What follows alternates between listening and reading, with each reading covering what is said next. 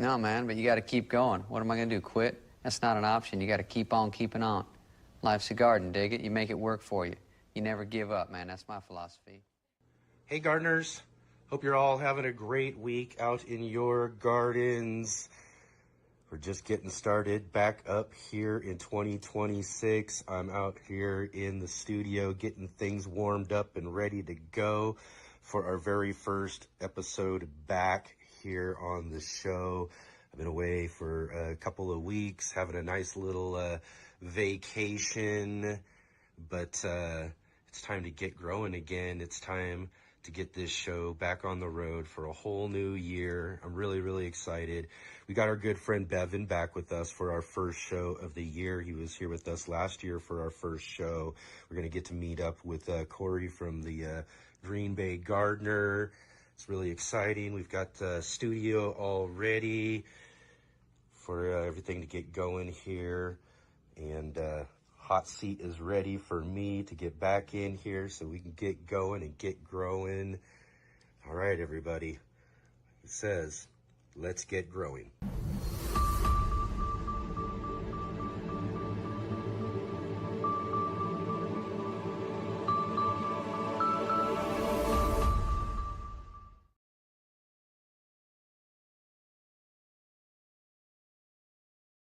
All right.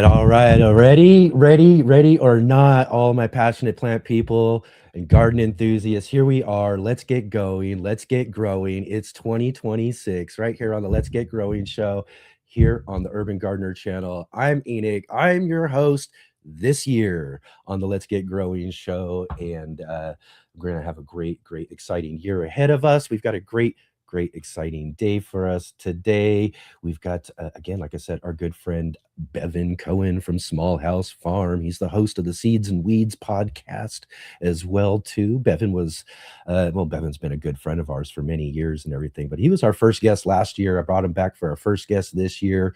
And as well, too, we've got Corey from the Greenbay Gardener joining with us today. We're going to check out and talk with him all about what he's got growing on over there in Greenbay as well, too. Like I said, really awesome, really great to have all of you here with us today.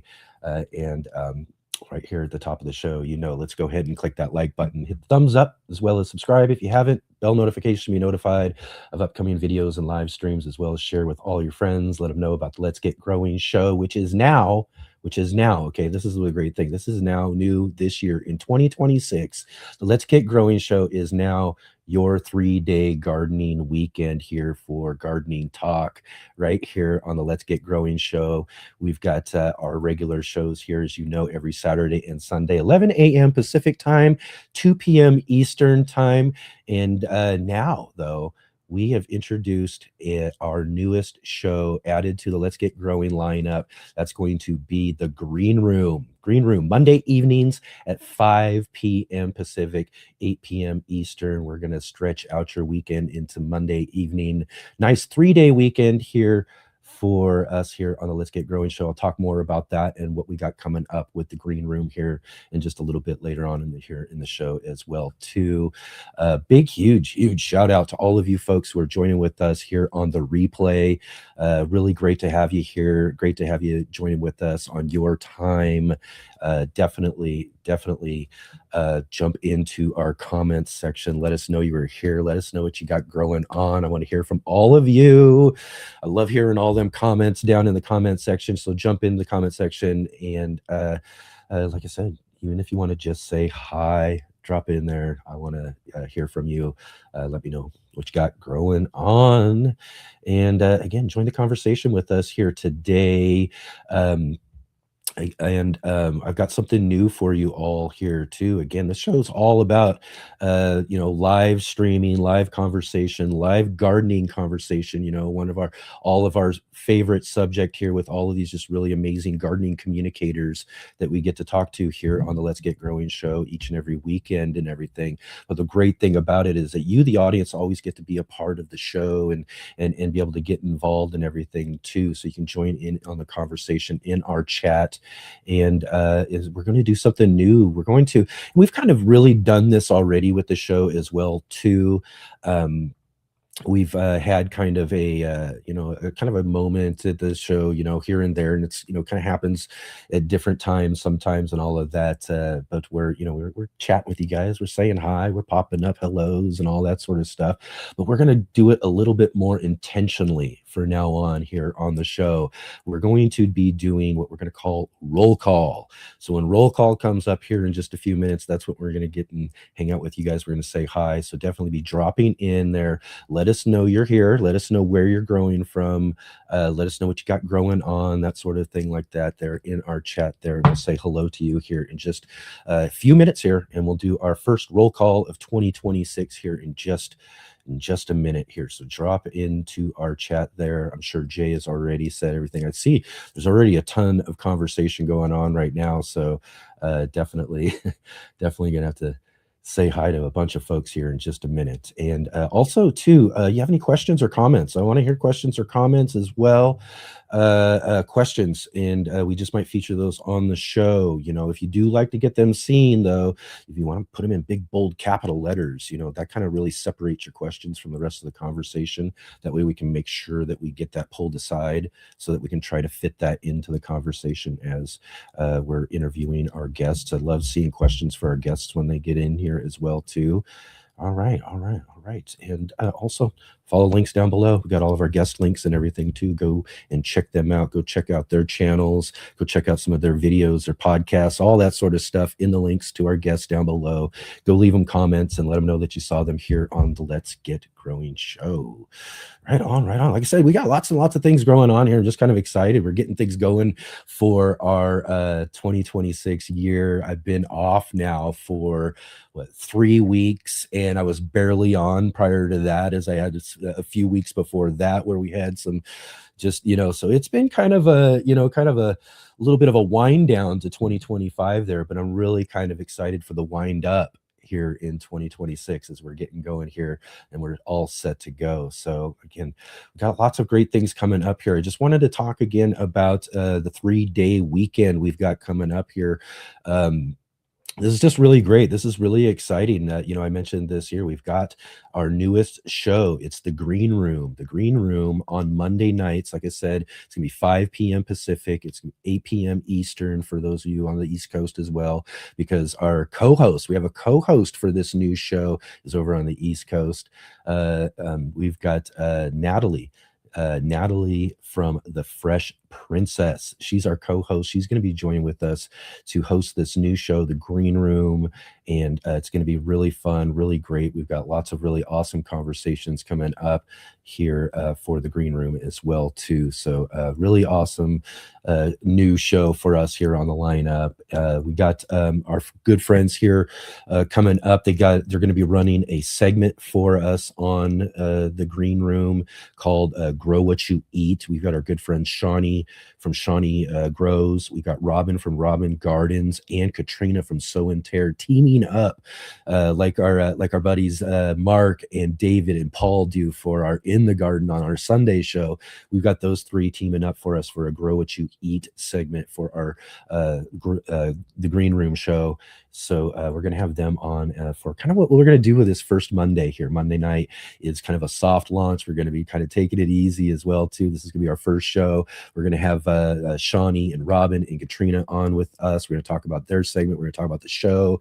We're just going to get ourselves introduced to the world, and then next Monday we're going to have our basically what's going to be our first real show. When you get down to it, we're going to have Joe Lample from Joe Gardner, formerly Growing a Greener World on PBS, and just a couple decades of just amazing gardening content and shows and things that he's done over the years and everything too. He's gotten to meet some amazing people, do some amazing he does these little Growing Greener World little things, little docu video type meetups with all sorts of different farmers and gardeners and things, and just really awesome show. Joe's really great. We did an interview with him recorded before a couple years back, but this is a live show, and I kind of backed off from doing any more recordings for our live show, and I wanted to get Joe back, and he couldn't do weekends. So that was one of the reasons why we did start the green room, was sometimes you can't get a guest on the weekends because the weekends just doesn't work for a lot of guests. And that was one of the things that was holding us back from getting Joe back on for a live show and everything. So him being one of the one of the big reasons. There were a lot of other ones, a lot of great reasons for this new show. But I said, hey, Joe, you got to come in to help us launch this new show out and everything too, because it's going to be great. And so he's going to help us out and come launch it. And other than that, though, it's hopefully going to usually be a more of a 2-guest panel conversation. That's what our aim is on the green room, is for me and Natalie and a couple of other great gardeners, maybe some folks who've already been on the show on the Are You Following Me segment, maybe some other folks as well too. One thing else that this does is it opens us up into this new time slot, which makes it maybe a little more easier for us to get some Australian gardeners. We got some great Australian gardening friends, and that'll be making it easier for us to be able to reach out, maybe get some of them to join with us on the show.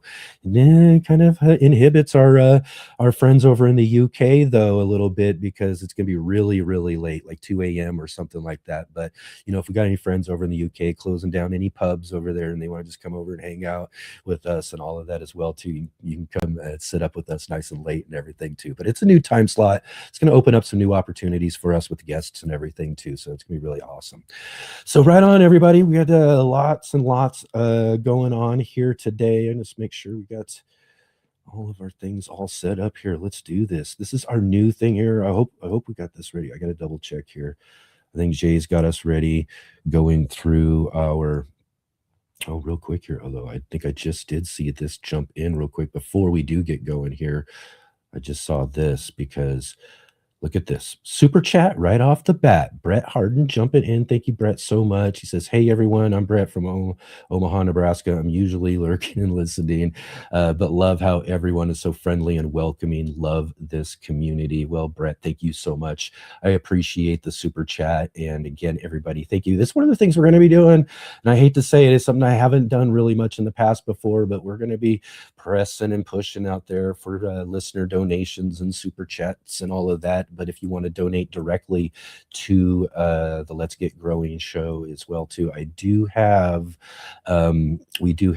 direct links down below in the description there to like Venmo, Cash App, PayPal, those things like that if you do want to contribute to the show. But I think we'll be starting up some memberships and things like that as well too. It's just, we got to get with the flow when it comes to all of that sort of stuff. But yeah, we'll try to keep it as light as possible around here. Let's do that, right? Okay. And right, let's get moving along here today. Like I said, we are kind of running just a few minutes here, but let's get started with our roll call today. This is a whole new kind of little side segment, a little more intentional hang out with you guys here for a couple of minutes, and then we'll get to our good friend Corey here, who's hanging out and waiting for us in the background here for our Are You Following Me segment coming up here in just a few minutes as well too, after our first break coming up. But yeah, this can be fun. I hope you guys like it. I hope you guys like my little bumper anyways that we just came up with here for this fun little part of the show. My name is Kevin. Yeah. That is my name. Yeah. They call me Kevin. Yeah. Because that's my name. Roll call. All right. That's it. Roll call time. So now here we are. This is where we're going to get together. We're going to hang out with you guys for a few minutes, catch up with everybody who's joining with us in the conversation. We do got our good friend Robin Gardens joining us from Chicagoland. Looking forward to learning about these gardeners, garden guests today. Yes, absolutely. We got some really awesome guests with us today for sure. This is great. Okay, and then we've got Rob's Attic joining with us. Rob's Allotment Gardening over in the UK there. Thank you, Rob, for joining with us there. He says, good day, y'all. How we doing? We're doing great. First show back, Rob. It's really awesome. It's great to have you back here with us as well, too. We got Muddy Puddles Farm from the UK as well, too. Hey, Muddy Puddles, how you doing? It's great to see you there. Been enjoying it. It was really great to hang out with you on your first live stream recently. That was really awesome. It's really great to see you getting in and doing that and jumping in here with the community and everything. It's which is really great. Big Will Dog in the house. Great to see you. Great to see you, Will. Awesome to have you here with us. And of course, we got our good friend David from Bowtie Life. Triple G, greetings, global gardeners. Right on. Excellent. Val, back again with us in the conversation. It's always great to see you, Val. Thank you so much for being here. Really great. Again, great to have you here. And our first guest too, jumping in the conversation with everybody as well. He says excited to be on the show. Got Corey from Greenbay Gardener there in the chat. He's waiting in the wings right now here for us to get going here. I'm going to make everything a little bit tighter as we move forward, but this is kind of our first show back here. So we're but let's get going here. I got Shawnee Grows. Good day, y'all, from Minnesota. It feels like minus 12 degrees Fahrenheit today. Yesterday, she's harvested the garden lettuce, tatsoi, dill, Swiss chard, still have cilantro and basil growing. Lots of great cool weather things growing there. Yeah, that's cold. That is cold, though. I mean, I feel like it's cold here. You know, I'm not a person who really likes the cold. As everybody knows, I am a summer heat-loving gardener. When it starts getting cold, and it's at that point for us here in Southern Oregon right now, too. So I can't imagine being up a little bit north like where you are, or our guest Corey as well, too. I mean, I got to imagine it's cold over there in Wisconsin. So, boy, oh, boy. Let's see here. Excellent. And we got Eddie joining with us. Excellent. Joining us from North Alabama. Excellent. Great to see you there. We got Craft Organics joining with us as well, too. Hello. Good day, y'all. Excellent to see you. Excellent. Farmer Marshall in the conversation. Excellent. Right on. Nice and easy there real quick here. Let me get back in here into our live conversation. I know everybody's been talking and everything. Ooh, I hope we haven't missed anybody new that's jumped into the conversation yet. But anyways, thank you all for being here. We're going to take our first quick break here real quick, and we're going to come right back here and get with our very first guest of the day. Can't wait to chat with this guy, Corey from the Greenbay Gardener. I'll see you guys just 1 minute. Ivory Organic was founded on the gardening concept of whitewashing, simply lightening your plants to better tolerate weather extremes, transplant shock, and so much more. Such a valuable gardening practice that farmers have been doing it since BC times. However, in recent years, most research has been caring for plants and trees using latex and tar-based products which are designed to last 100 years, but fall off your plants within 1 to 2 years as your plants grow, contaminating your garden soil indefinitely. Available in colors white or more natural looking colors such as brown, green, gray, and grayish.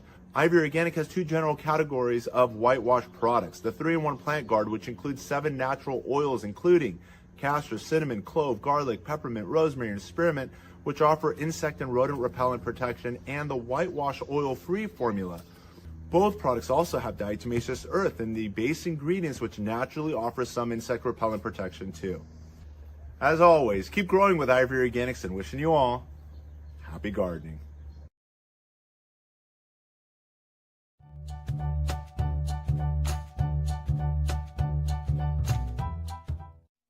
Hello gardeners, this is Brandy, the Suburban Gardenista, and I have your very first trivia for you for 2026. I hope you all had a wonderful holiday and spent lots of time with family and friends. And on that note, my first question of the year is, what is a host plant? And here are your options. A plant that prevents pests from eating the veggies in your garden. B, a plant that hosts the best garden parties. C, a plant that is necessary for the survival of a particular insect species. Or D, a plant that produces pollen for pollinators. I'll be back a little bit later in the show with the answer.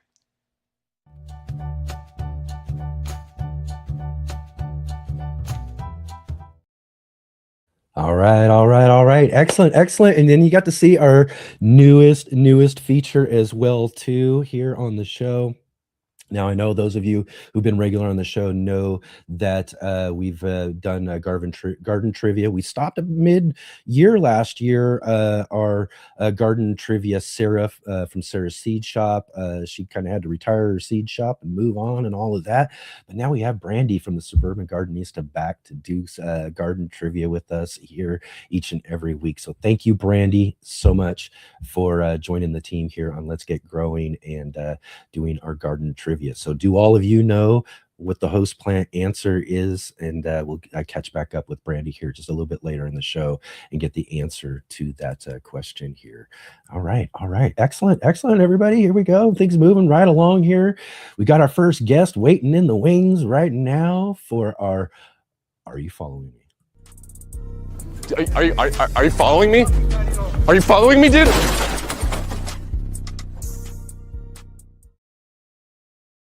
All right. So, let's welcome the very first guest of 2026 here on the Let's Get Growing show. Let's welcome Corey from the Greenbay Gardener. Thank you so much, Corey, for joining with us here on the show. It's great to have you here. Thanks for having me. Awesome, man. Again, too. Yeah, like I said, I just love that view and everything. I'm a kind of a football fan myself. You know, I hesitate to tell you my team though. Are they still in the playoffs? I'm feeling for you when it comes down to it. That was a great game last week when it came down to it, but still, let that. But anyways. But yeah, my team's still in the playoffs. Good for you. I think I know who that is. The biggest clue is I'm from the Pacific Northwest. Okay. Yeah, I heard you say Oregon, and I heard you say the weather here in Green Bay is 26, so it's actually a little bit warm for us today. Yeah. To tell you the truth, last week I was watching the game, kind of hoping. I was sitting there thinking, oh man, if Corey's team wins, then it's me and his, it's my team and his. We're gonna have to jersey it out for the show, but there we are. That's all right. I know the feeling. Believe me, I'm a Seattle fan. I know what it's like. Yeah. I was in Seattle for the 2014 playoff game that you guys won on our onside kick that we missed. That was a devastating game. Another devastating one. Huh? I've been to a lot of devastating Packer games. I'll be honest with you. Yeah, I used to be a season ticket holder there up in Seattle for many years during the first Super Bowl and everything as well too that we went to and yeah, so big time fan. But yeah, we're here to talk gardening though too. Football's fun and all of that. It's such a sports. Everybody knows, even more so. I'm a baseball fan when it really comes down to it. That's when I'm gonna wear a jersey. That's when I'm gonna, I'm really out and out when it comes to my fandom. But how things grow. I mean, again, too, we were just mentioning there with folks in the conversation about it being cold there up in the north. You're in Wisconsin. It's known for being cold. I can see some kind of white streets back behind you there. It's got to be pretty chilly. So the garden, you got anything growing? Anything going? Covered up? Anything underneath the snow? Or what's growing on up there in Wisconsin, Corey? I did in some of my raised beds. I do have some carrots that left over. So I got into this whole like using your raised beds as a refrigerator. But this last year after the draft, I was able to build a greenhouse. So I have a greenhouse right behind me and I'm growing bananas. I'm growing vanilla orchid. I'm growing I have a ton of arugula. I have a ton of winter peas. I have a salad bar. I mean, yeah, I got about, 300 plants growing in the greenhouse right now. Oh my. I've already started my first tray. Yeah, I've already started my first tray. So I'll do I have a whole grow tent in the base. I have 3 grow tents in the basement and I've got my seed starter. So I do about 9 sets.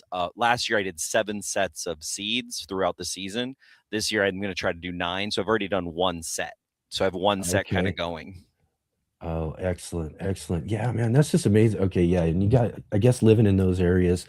I mean, I would like to have a good space for a good greenhouse myself, for sure. But man, that's got to really help during the winter time, right? Yeah, especially in those regions where you're living, be able to extend some seasons, continue to grow things that you wouldn't normally be able to do.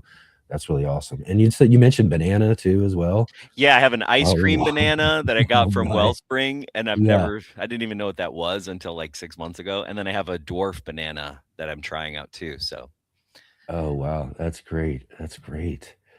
Right on, right on. So tell me, real quick here again too, just tell us a little bit more, I'll give you just a minute here maybe, just kinda tell us just a little bit more about the Green Bay Gardener and this whole project you've got going there with your YouTube channel and all that sort of stuff, Yeah. and everything. Yeah. I Tell us. well, to be honest with you, like, I'm a noob gardener, like, Yeah. I only really started gardening when I moved back to Wisconsin, so I actually lived in Manhattan for 23 years, and I never had south sun, so I Yeah, yeah. always had, like, terrible luck with household plants, and I Mhm. never what's funny is I'm now way into household plants, like, I love your setup right now.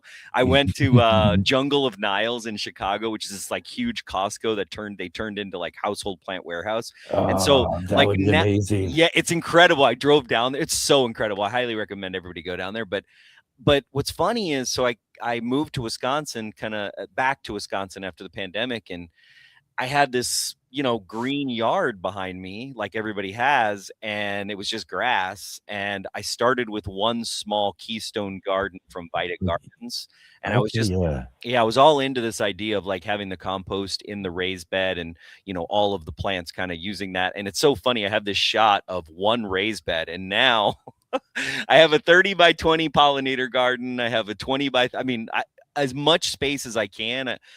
Except for when people park on cars on the front yard, they have to park during the season. Mhm. Except for that, I'm utilizing pretty much all of the available space that I have. And I've really gotten into pollinator and native plants in Wisconsin. I mean, Wisconsin and the Midwest has such a beautiful, amazing history that I could, I could, I could go my entire life and die and still not know everything about native plants in the Midwest. Like it's incredible. It's really incredible the depth. Yeah, and I really think and I find that to be the case, for native plants in general, almost anywhere, that we just don't pay enough attention to those sort of things, as plant enthusiasts in general, that there is just a plethora of just amazing, great native plants that are just that fit into any kind of garden situation as well too to enhance or do things in order to kind of pay a little more attention to them. That's something I've been trying to do a little bit, I think, over the last couple of years, especially as I've gotten to meet some folks who just, really kind of convinced me about the fact that when it comes to native plants, is that, we're concerned with a lot of the ones that we know, especially gardeners who grow food. We're really centered into that sort of thing and without thinking about, what we could do, outside and around and all around our garden by helping and keeping native plants thriving in our areas, so yeah, I'm definitely a big proponent of native plants in our gardens. 100%. Yeah, I have this botanical art, and it shows like 14 different prairie plants, and it shows how tall they are above the ground, and then it shows their root structure.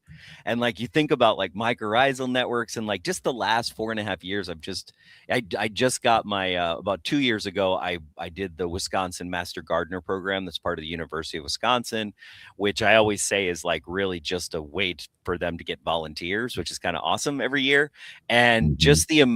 just thinking about root structure and thinking about soil, it's just been great. And honestly, that's why I started my YouTube channel. I was following no-till growers. I followed, Epic Gardening, like just kind of like some of the more popular channels, Mhm. and just learning. I was just like, well, I might as well document what I'm doing as I'm doing it because I'm so into it. Mhm.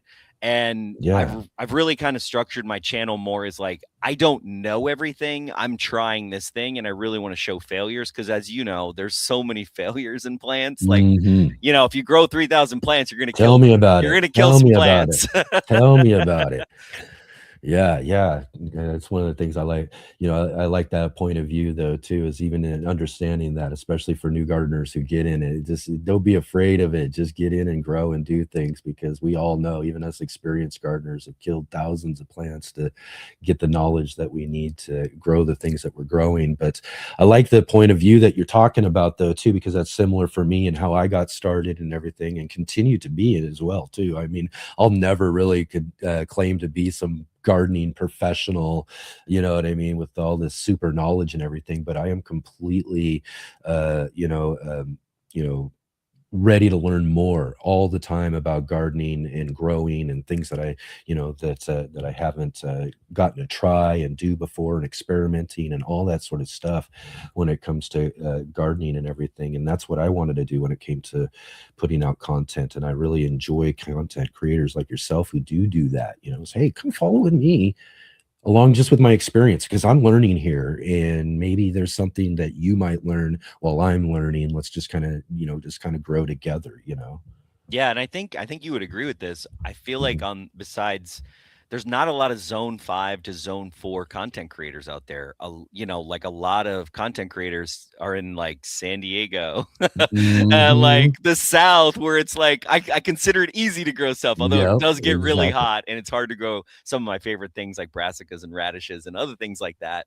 But it just didn't seem like there were a lot of zone 5 and zone 4s. And so I wasn't learning as much about those things. And then I also think like, as like native plants can be so specific to a region, to an area, it's not even like state by state. It's just, so it's so incredible to be able to kind of bring up plants that I've never heard of. And then I'll see people being like, I didn't even know that was native. Like there's 3 cacti that are native to Wisconsin and things like that, where you're like, that's crazy, and I never really knew that. Right. It's just fun to learn.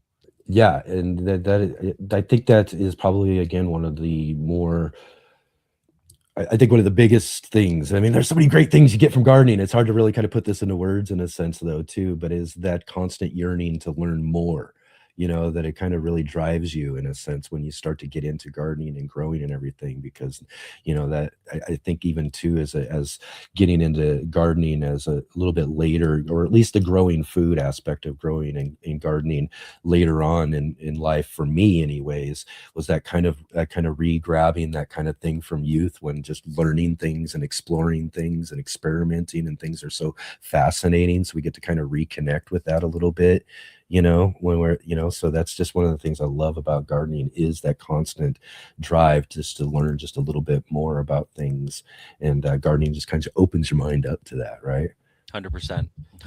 I love, one of the things I always say is like, if the problem is X, the solution is more plants. Yes, exactly, like right? like Japanese beetles, well, you need more trap plants, right? Not less, right? You need more diversity, you need less monoculture. And so that's always fun. And like plants, you think about it, like for millions of years they've been on this earth, and we learned, so we are them. We have learned so much from them, and they have so much more to teach us. It's really, really incredible. It actually can't be overstated, to be honest with you. Yeah, it really can. So, and like I said too, like as I was mentioning, it's kind of hard to put some of these little aspects about gardening into words and stuff, because there's so many different aspects that are so really amazing about it. I think it's just one of the, again too, one of the greatest things you could be doing, whether you would consider it a hobby or a lifestyle or anything like that. It's just, it's opened up so much, for me in my life as well too, and so many different, and like I said, we can go down so many different avenues. We do all the time right here on our show with all sorts of different people we have here to talk with and stuff about these different things.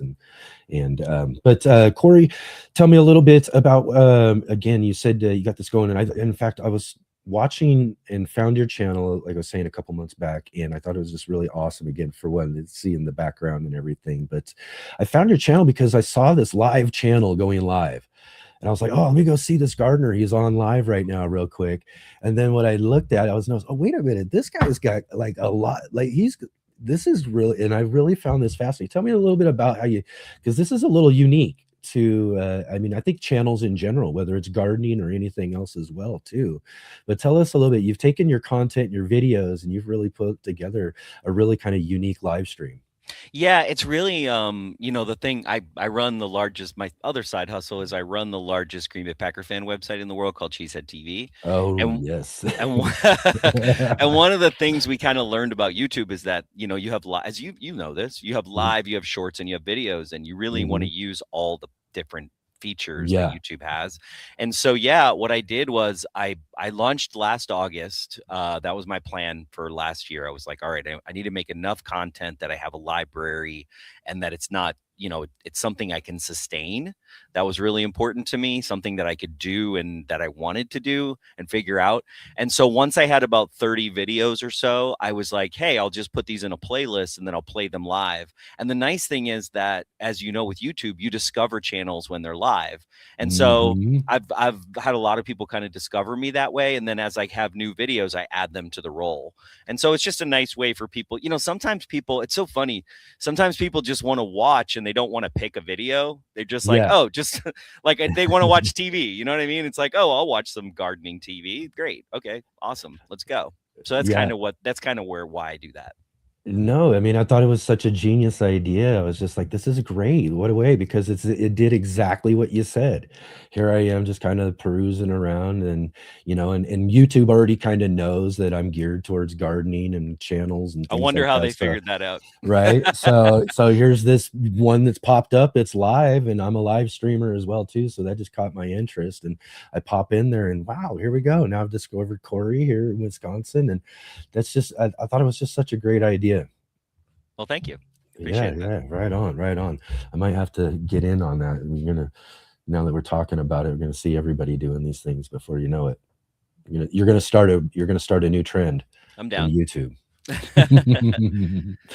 Right on, man. So tell me about, because we're in 2026 and maybe winter time and everything. Tell us a little bit about what you're thinking about and what you got coming up here for 2026. Anything new you're planning on for your garden? Anything for the channel? Anything like that? So many things. So I bought half my seeds. The other half are coming. So I just did. I'm about to launch a botanical interest unboxing where I go through about like 30 different things. I kind of do a mix of. I have basically on my left side is my veggies, and I obviously have flowers and everything in those. And then on my right side of me is more the pollinator garden. But I'm doing winter sowing in the milk jugs for the first time. So I'm doing a video on that. I know a lot of people have success with that. I had been doing cold stratification in the refrigerator, and it was kind of hit and miss for me for a lot of stuff. And then I just got territorial seeds. I'm going to do an unboxing. So there's like 4 seed companies where I bought all their stuff. Well, not all their stuff, but pretty much, pretty close. And so I'm going to do, I get so aggressive early. Last year, I started peppers. Like I already had peppers started by this conversation last year. And I'm not going to do that again. Okay. Like, cause I ran out of up potting ability for what I had. And I had to get another grow tent just because I was like, holy crap, I have too many things and they all got to get up potted. So I'm not going to make that same mistake again. But I have, like I said, I've started some stuff out. I've got the winter sows. I'm doing a bunch of wetland plants. I have a friend of mine who has 96 acres of wetland that's next to a waterfowl preserve. And I'm really interested in like, how do you, like I've looked through his land and he's missing a lot of stuff. So it's like, oh, can we populate his land with wetland natives? So I'm going to do a whole series on that this year. And, just kind of more of the same. I'm into it. We grew really fast.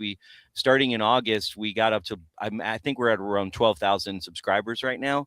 And so I think that's pretty quick for like a 3-month channel, but, yes, it really is actually. Yeah. But yeah, so I do think, we've had a lot of support and people have been great about it. And I actually was at the airport and it was funny. I thought I was dropping a friend off at the airport and this woman like walked up to me. I thought she was going to say something about Packers or Cheesehead TV. And she was like, I watch your garden content. And I was like, oh dear. It's like, wait a minute. I'm getting known for something. That's so great though. That's awesome. Yeah, it was pretty cool. Right on. Actually, I almost forgot about a little bit earlier here. Robin jumped in here to talk about jumping for the word here. Asked about jumping worms. I haven't had any experience with these. I know people are talking about them all. So Robin's interested to know, have you jumping worms reached the Greenbay, Wisconsin area? I have not experienced them. I do belong to a club called the Gardeners Club of Greenbay. And I know there are some members a little bit south of here that have experienced jumping worms. I know that Madison and the extension put out a warning about 2 years ago about them. I have not personally experienced them yet, but I know they're coming. Yeah. Again, too, that's just the thing about invasive species. They just sometimes there's just no stopping them in a way, right? Yeah, well, it's like it's kind of crazy. For the last 4 years, until this last year, I mean, Japanese beetles, they were like, for some reason, the Japanese beetles used Lombardy Avenue as a freeway or a highway or something, or they were living in the grass. I tried nematodes 2 years ago, and it somewhat helped by putting them in ahead of time. But what's crazy is, like I said, more plants is usually the answer to a problem. What I found was chokeberry. So Aronia, which is native. Chokeberry is a great Japanese beetle trap plant.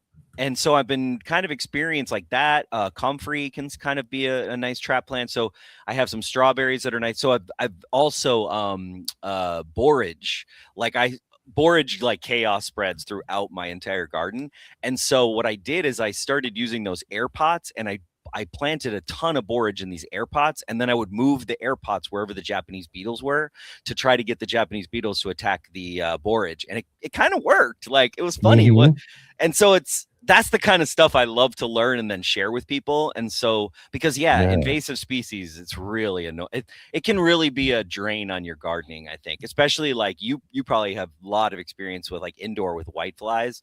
Whiteflies are the bane of my existence now. They're the worst. They're the worst. Like, you think you got rid of them, and then 2 days later, they're all over a plant. They were all over one of my plants. I'm like, what is going? Why? Yeah. You got to try our good friend, our sponsor here on the show. Good chance to plug for them real quick too. Ivy Organics, their 3-in-1 can be made into a really cool plant spray. Okay. And it's all natural mint oils and things like that too. So it's 100% organic and everything. And I find that really does well with my whitefly and help me push them back a little bit. But it is a little bit of a battle though with those things. They're horrible. Yeah, well, I will try that out. I use the safer vegetable, which is like basically vegetable oil, is my understanding. It's like concentrated, so it's still organic. But it's just they're so fast. Home remedies are great too. If you got a good one too, those are awesome as well. Yeah. And I have had experience I have been supporting, I've thought about supporting birds. People are talking in the chat about Japanese beetles.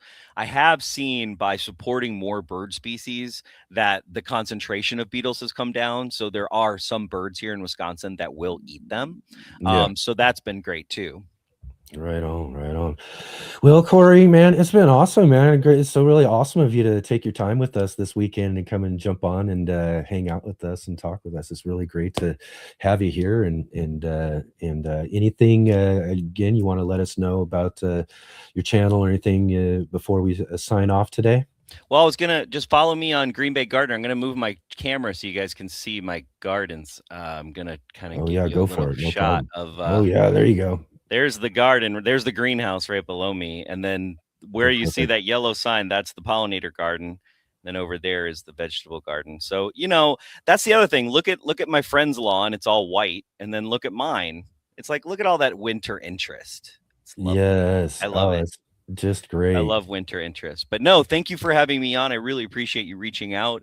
And it's 2026. It's time. Can't wait till the snow is gone and we got some plants going. And I'm actually gonna up-pot some household plants I got in Chicago right after this. So Yeah, I'll tell you, that is just one of the greatest things about this time of year is that new anticipation of a new garden, a new season, and all of that sort of stuff. I hate to say again, you mentioned about the Green Bay Packers, but that's another thing on the mind as well too for us sports fans. We got new year, new seasons, new everything to look forward to. So let's hope for a really awesome 2026.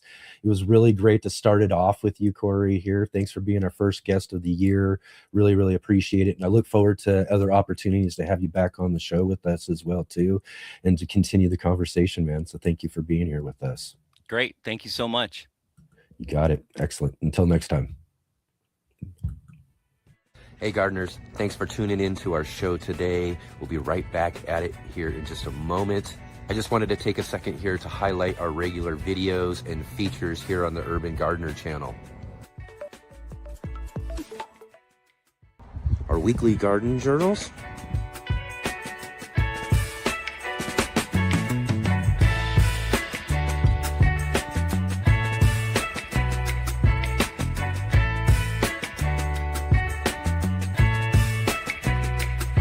and our incredible featured visits.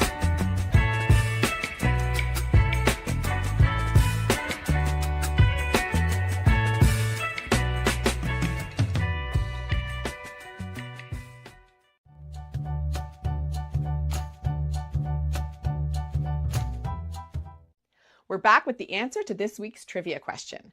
Do you know what a host plant is? The correct answer is C. Host plants are necessary for the survival of a particular insect species. A really good example of this is milkweed for the monarch butterfly. Without milkweed, we won't have the monarch butterfly. The monarch needs that plant to host its young. It will only lay eggs on milkweed plants, and those little caterpillars will only eat the milkweed.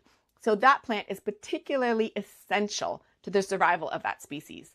And there's lots of examples like this. For example, spice bush for the spice bush swallowtail, and the carrot family like golden alexanders for the black swallowtail. If you want to help support pollinators in your area, consider planting host plants for the native pollinators that visit your garden. That's your garden trivia for today. Thanks so much for playing. Enjoy the rest of the show and be sure to pop by at the Suburban Gardenista on YouTube and Instagram, and there'll be a link in the description below. Thanks again and happy gardening.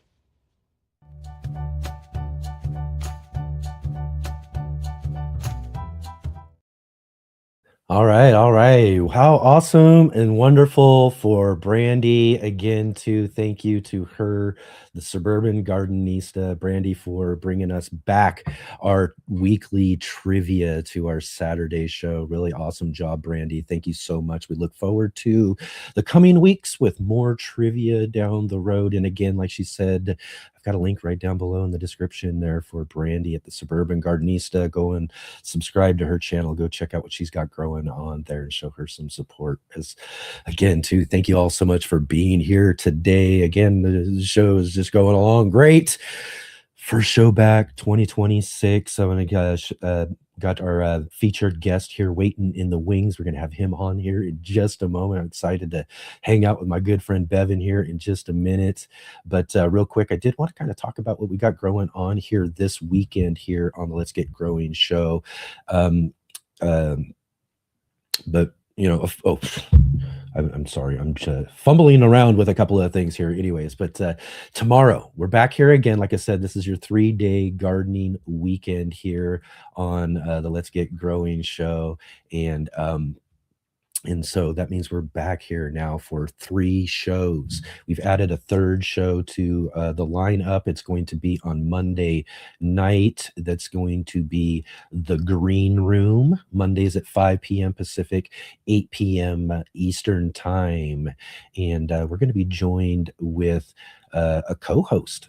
I've brought a co-host along with me this time. We've got Natalie from the Fresh Princess is going to join with me to be a co-host for our new show, The Green Room. Again, this is your 3-day gardening talk weekend extended out into Monday evening, which again, as I mentioned earlier in the show too, is going to allow us to do some extra things. A new time slot will allow us to bring in some different types of guests, folks who couldn't join us on the weekend, folks who, again, too, like in Australia where it's just way too early. So we'll be able to do that. And again, maybe some really great conversations with some folks who've already been on our show, like Corey from the Greenbay Gardener. Maybe we'll see him on the Green Room in coming weeks when it comes down to it. But this Monday night, we're going to have hanging out with us Shawnee from Shawnee Grows, Robin from Robin Gardens, and Katrina from Sow and Tear. They're doing a new segment for us on the Green Room called Grow What You Eat.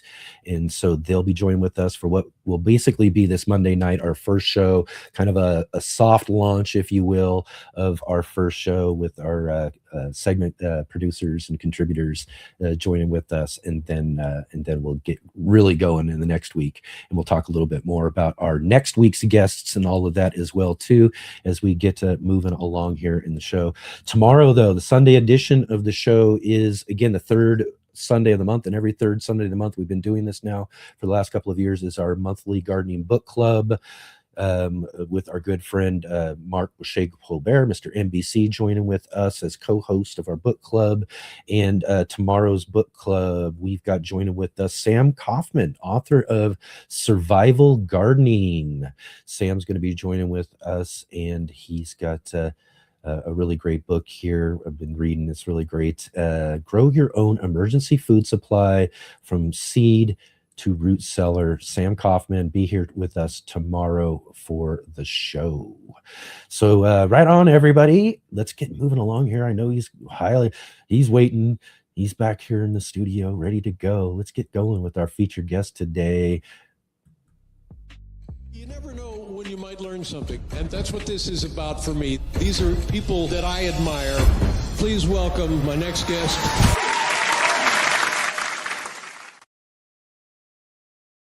All right, everybody, let's welcome back to the show our first guest of the year, our first guest last year and first guest this year, 2 years in a row. We're going to make a thing about this, I guess, Bevin. It's great to have you here with us. Awesome. Bevin Cohen, Small House Farm, host of the Seeds and Weeds podcast. Great to have you here again, Bevin. How you doing? I'm doing great, Enoch. How are you doing, man? I'm doing good. I got to adjust my lighting a little bit better right now, though, too. It's kind of bothering me today. But other than that, it's excellent. We're having an awesome day. You look great. I'm so excited to be here. Thank you so much for having me back.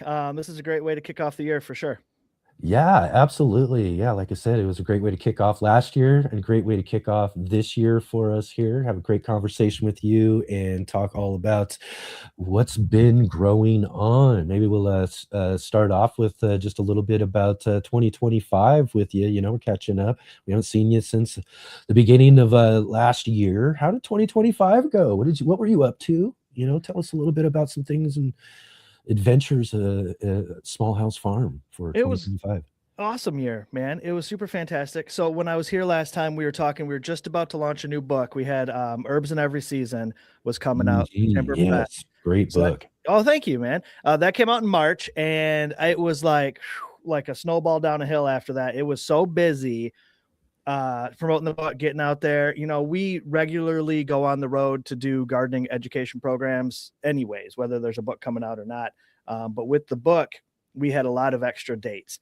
And my publicist also scheduled us a lot of podcasts. I was on 60 podcasts last year. 60. Wow. 60. Yeah. Nice. So it was outrageous. I mean, I would do sometimes multiple in a row in the same day. So they kept me busy. They kept me out there. So I was on the road a lot. It was really so much fun. I got to go hit all my, favorite spots. There's a homesteading conference in Idaho that I got to go to. Mountain Rose Herbs had me out to their shop in Seattle. That was super exciting. We did a bunch of events in Texas. I did a big loop. It was really, really good time. Everybody seems to be really enjoying the book. So that's nice, right? Yeah. Yeah, it was a whirlwind. And so it was kind of nice, to be honest with you, as the year winds down, as the garden starts to wind down, how the garden gets that opportunity to rest. We had that opportunity to rest too. And I really, really appreciated that this year because it was so busy. More than others, man, right? Yeah, for sure. Yeah. No, it was great. It was great. Great book launch. Great to hear you're really, really busy and all of that. When it comes down to it, are you working? I mean, I guess you don't have to give anything away if you don't want to, but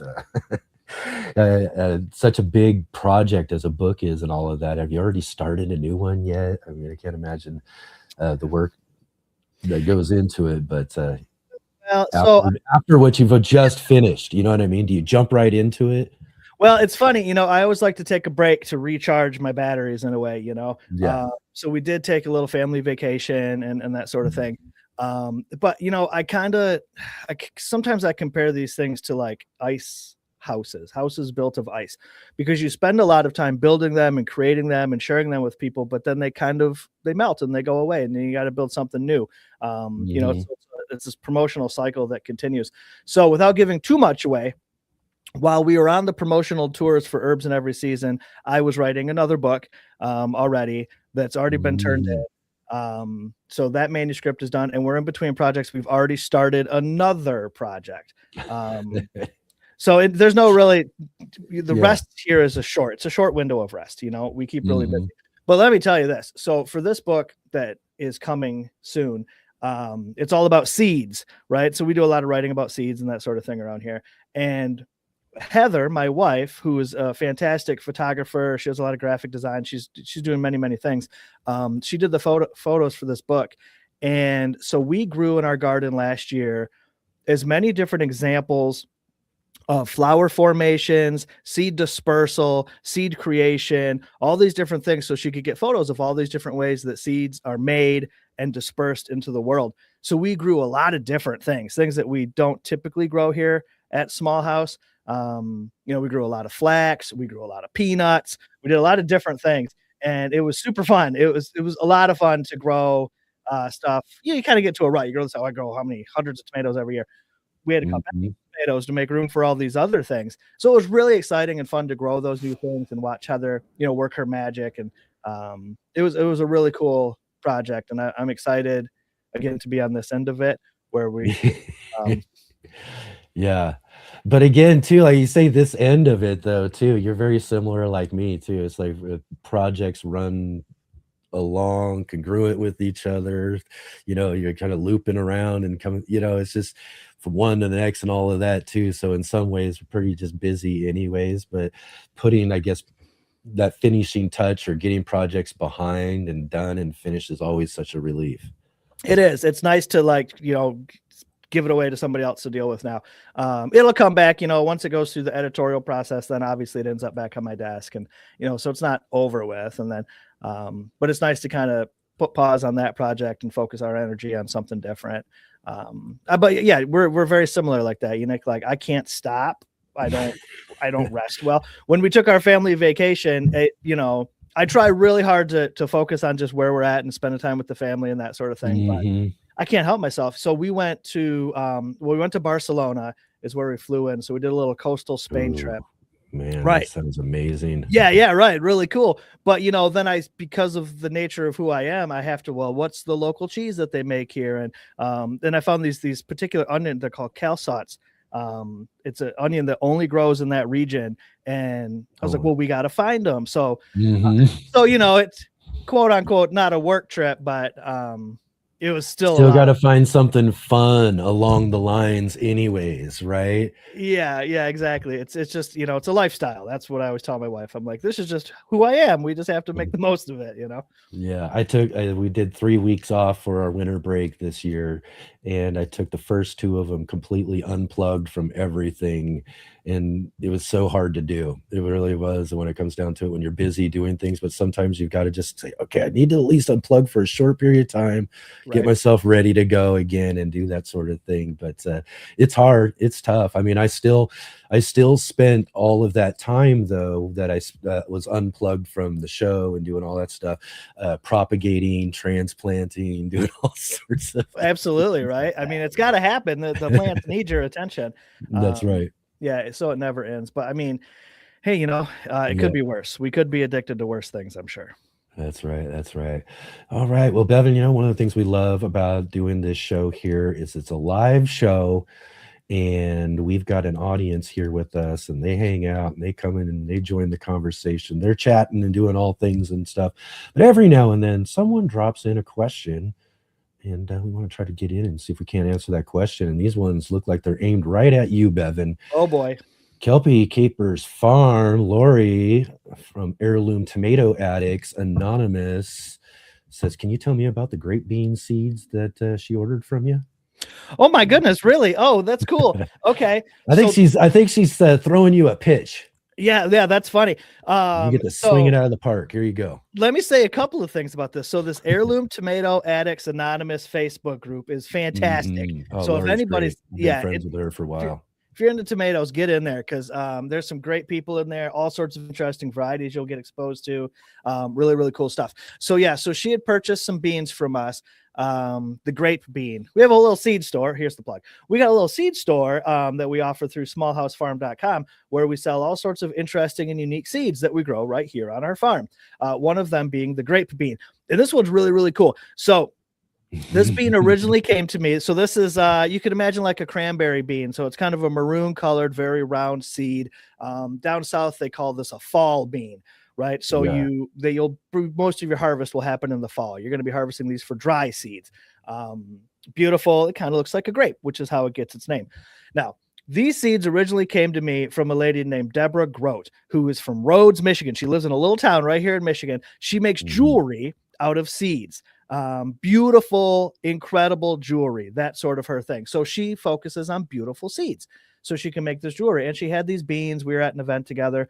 She was going to make necklaces out of them. And I was like, I got to have some of these to grow. These are fantastic. So she shared some beans with me, and that was cool, right? So maybe a year or two has passed, and now I'm down in Appalachia. I'm in Pikeville, Kentucky, southeast Kentucky, for the Appalachian Heirloom Seed Swap, which is a very, very cool event. And I got these beans with me I brought to the swap. And a lady comes up to me and she says, "Where'd you get these beans from?" And I was like, yeah, let's kind of tell her the story about Debbie Grote. And she's like, no. This is like my family's bean. This is from down the holler, down the road. I'm like, what are you talking about? So we did a little bit of investigation here. This is actually a story that's in one of my books. And what it turns out is what we were able to find is that many, many people during the industrialization moved from Appalachia further north into Michigan and places to get jobs at automotive factories making cars and that sort of thing. So they came up north. And when this family came up north, they brought this bean with them, as you would, right? And so then that bean came to Michigan, and it kind of circulated out and that sort of thing. And people had it. And Debbie, of course, eyed it for its beauty and kept it aside.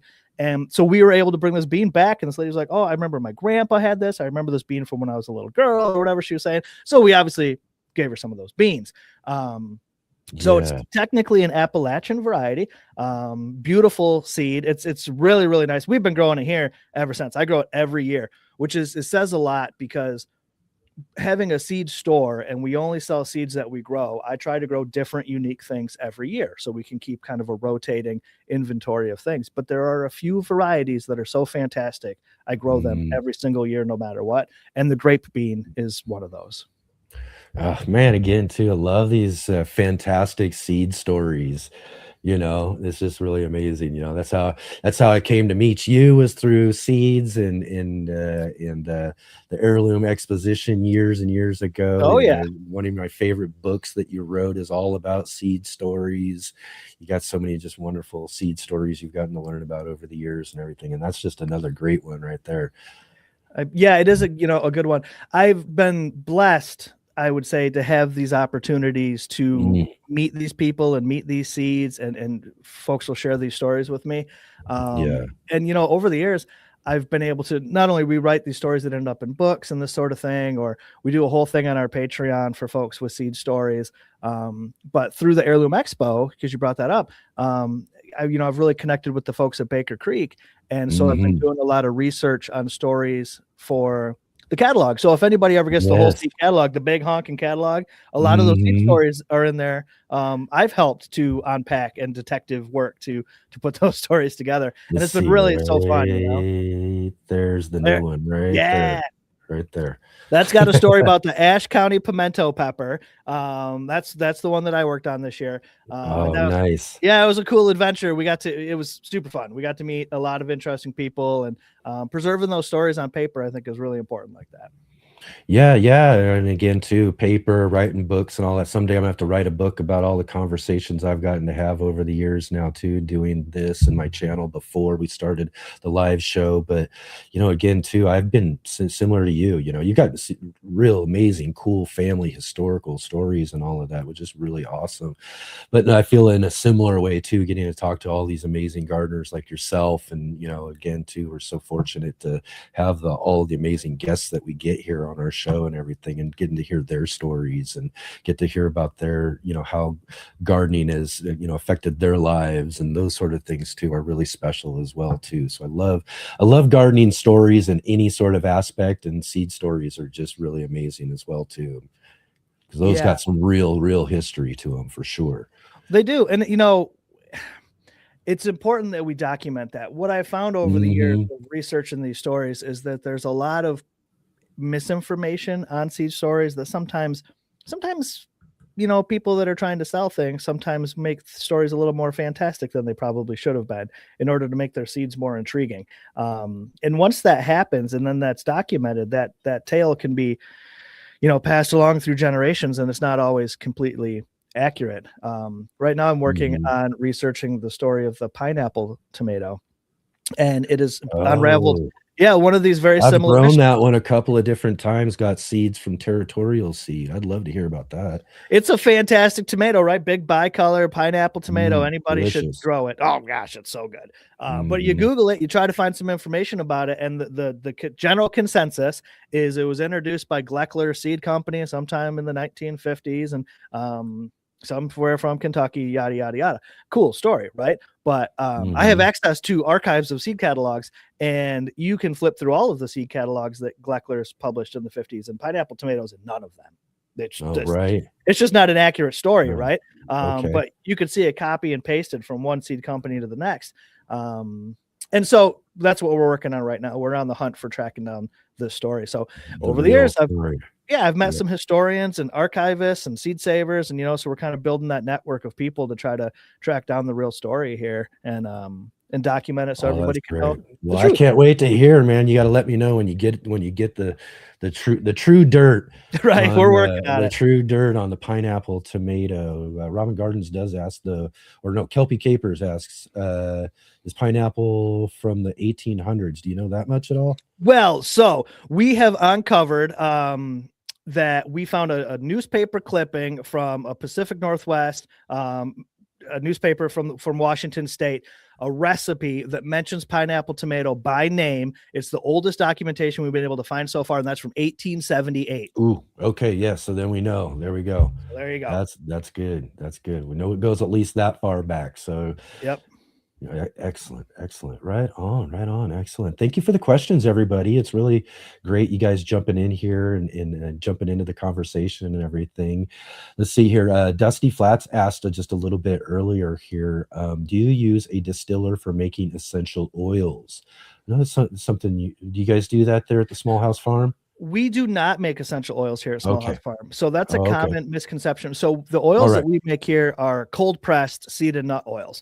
So things like sunflower, Yeah. hemp seed, flax.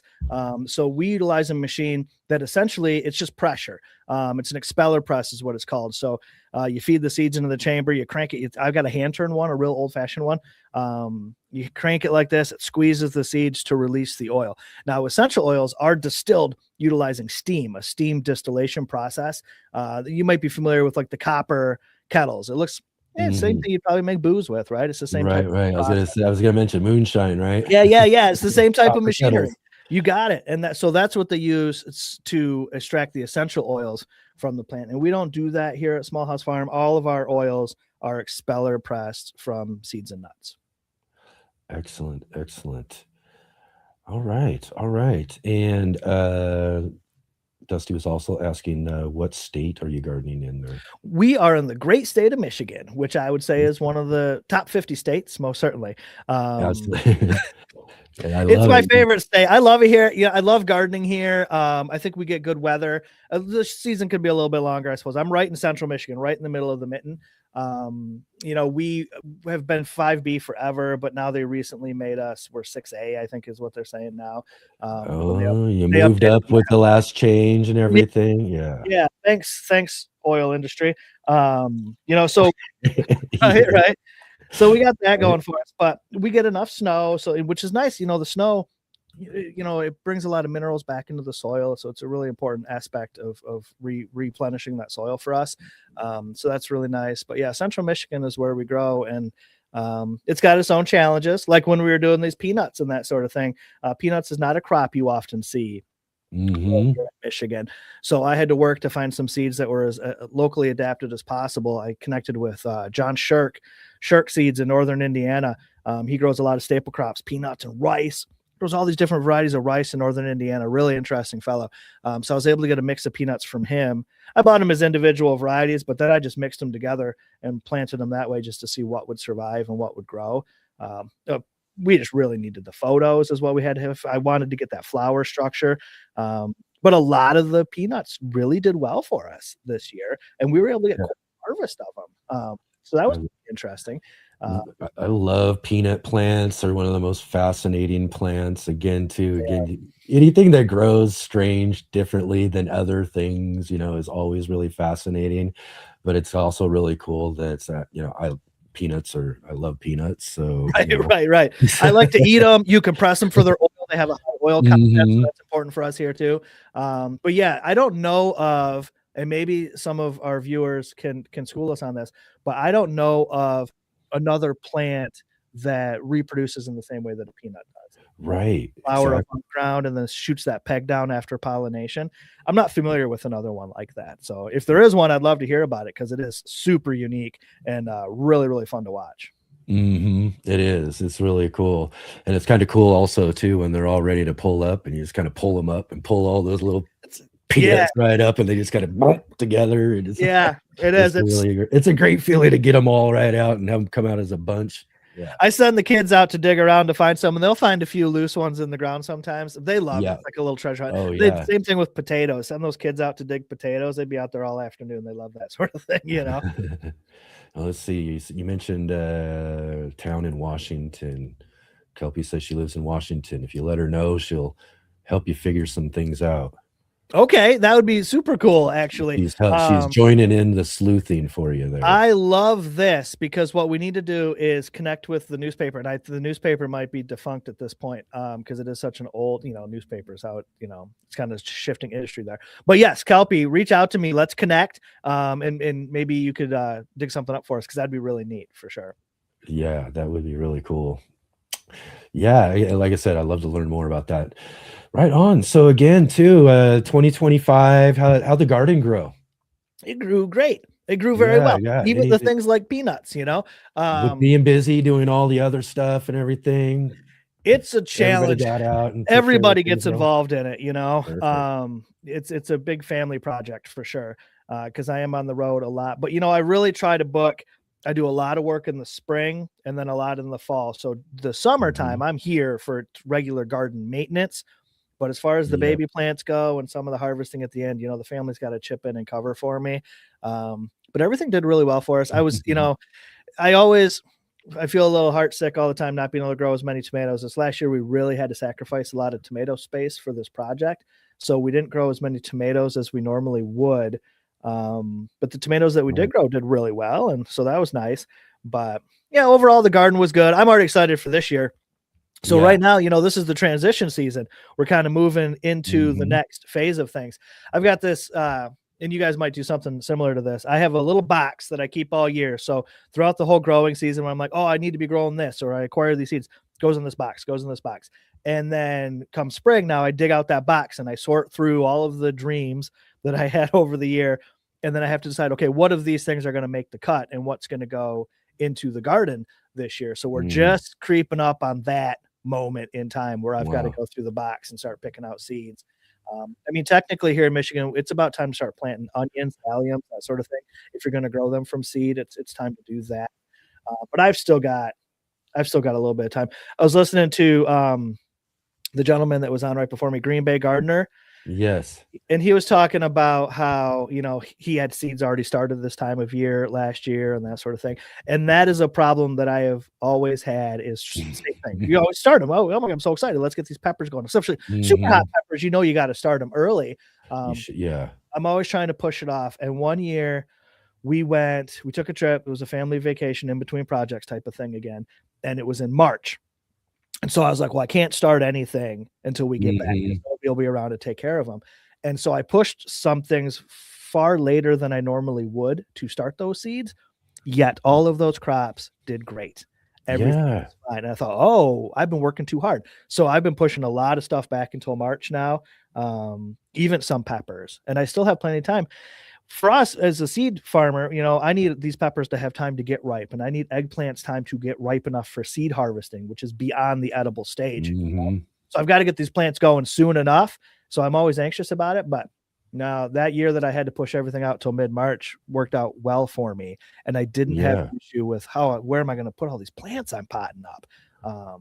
Like I felt like I was looking at a mirror, listening to a mirror when he was talking about that. Cause I'm like, I have that same problem every year. I plan everything too soon. And I then do. You it. really gotta make that decision though, is that like, okay, if I'm gonna be this anxious to get things going, and I just got to get this going now, then I need to prepare myself for the fact that this means more work.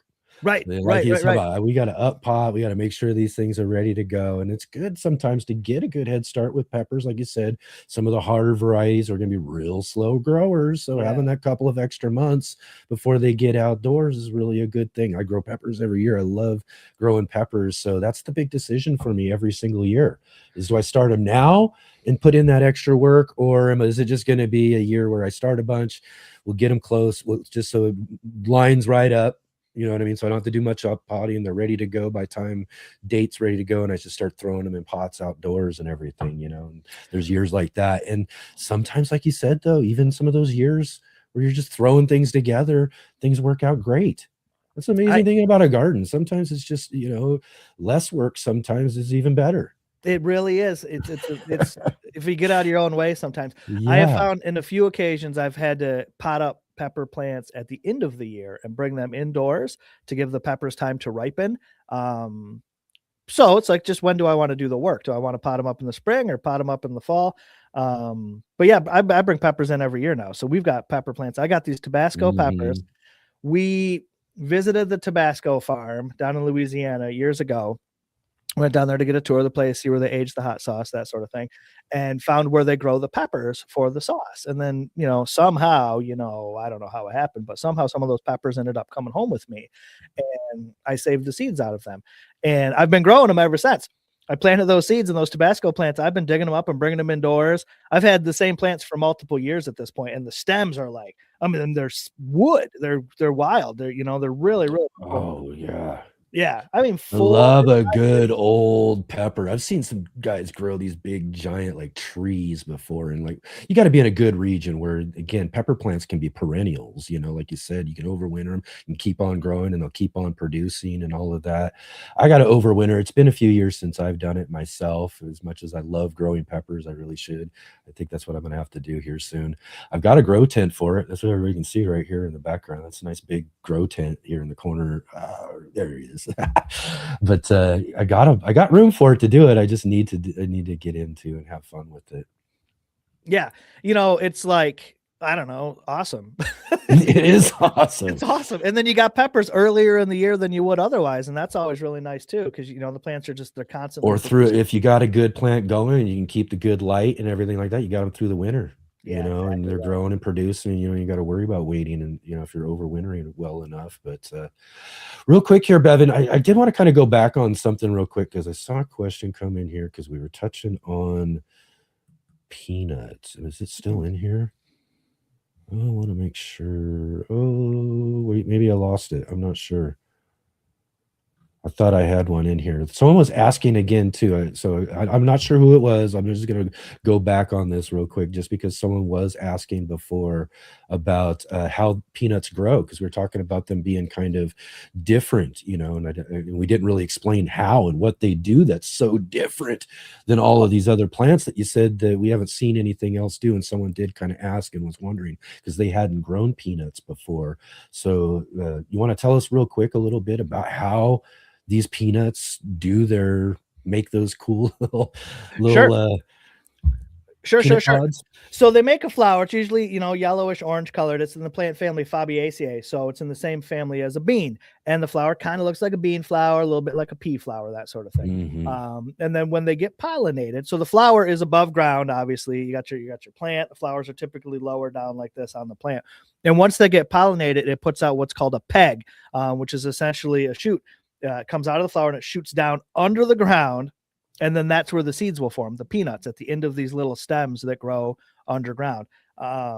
It's absolutely fascinating, because why does it do that? I don't know. I assume it's some sort of a protection against predators. They're trying to hide the seeds because they're so delicious, but I'd find it to not be very effective, because squirrels will just come dig them up anyways, you know, so you got to pay attention to that. That was an issue that we had for sure, but it's just absolutely fascinating that once that pollination, once it triggers that in the flower, it shoots a peg down underground, to make it seeds. Really, really neat process for sure. Yeah, and then after it shoots that little peg down, like you said, then it just blooms and forms similar to a bean in a way, but underground, and then, again, like we pull them up and everything like that. A lot of people I've talked to before even had no idea. They thought they grow off of trees and hang off of trees or something. Sure. Like a pistachio would or something. Sure. Right. If folks are really interested, you can go to our Instagram, which is Small House Farm. It's got little underscores or something. Anyways, go there, check it out. We got photos from when we dug up the peanuts and stuff, I think, on there, if you wanted to go see them, because they're pretty cool looking. But it is, you just pull out that plant, it's got all these peanuts hanging off of it. It's really, really cool. And then technically, then you got to let it cure for a while so that shell can get nice and firm to protect the seeds that are in there. You can boil them, roast them. There's, obviously we save a lot of them for seed, that sort of thing. Regrow them again. Yeah, exactly right. Because that's another thing too that folks might not think about if you haven't done it, but that's what the peanut is inside there. If you're eating roasted peanuts or whatever, that peanut is a seed. And that's the thing we don't think about. It's not a nut; it's actually a seed. And so, really great. Kelby Capers was jumping back in here again, wondering whether or not you can let her know about the history of the Bleu de Provence tomato.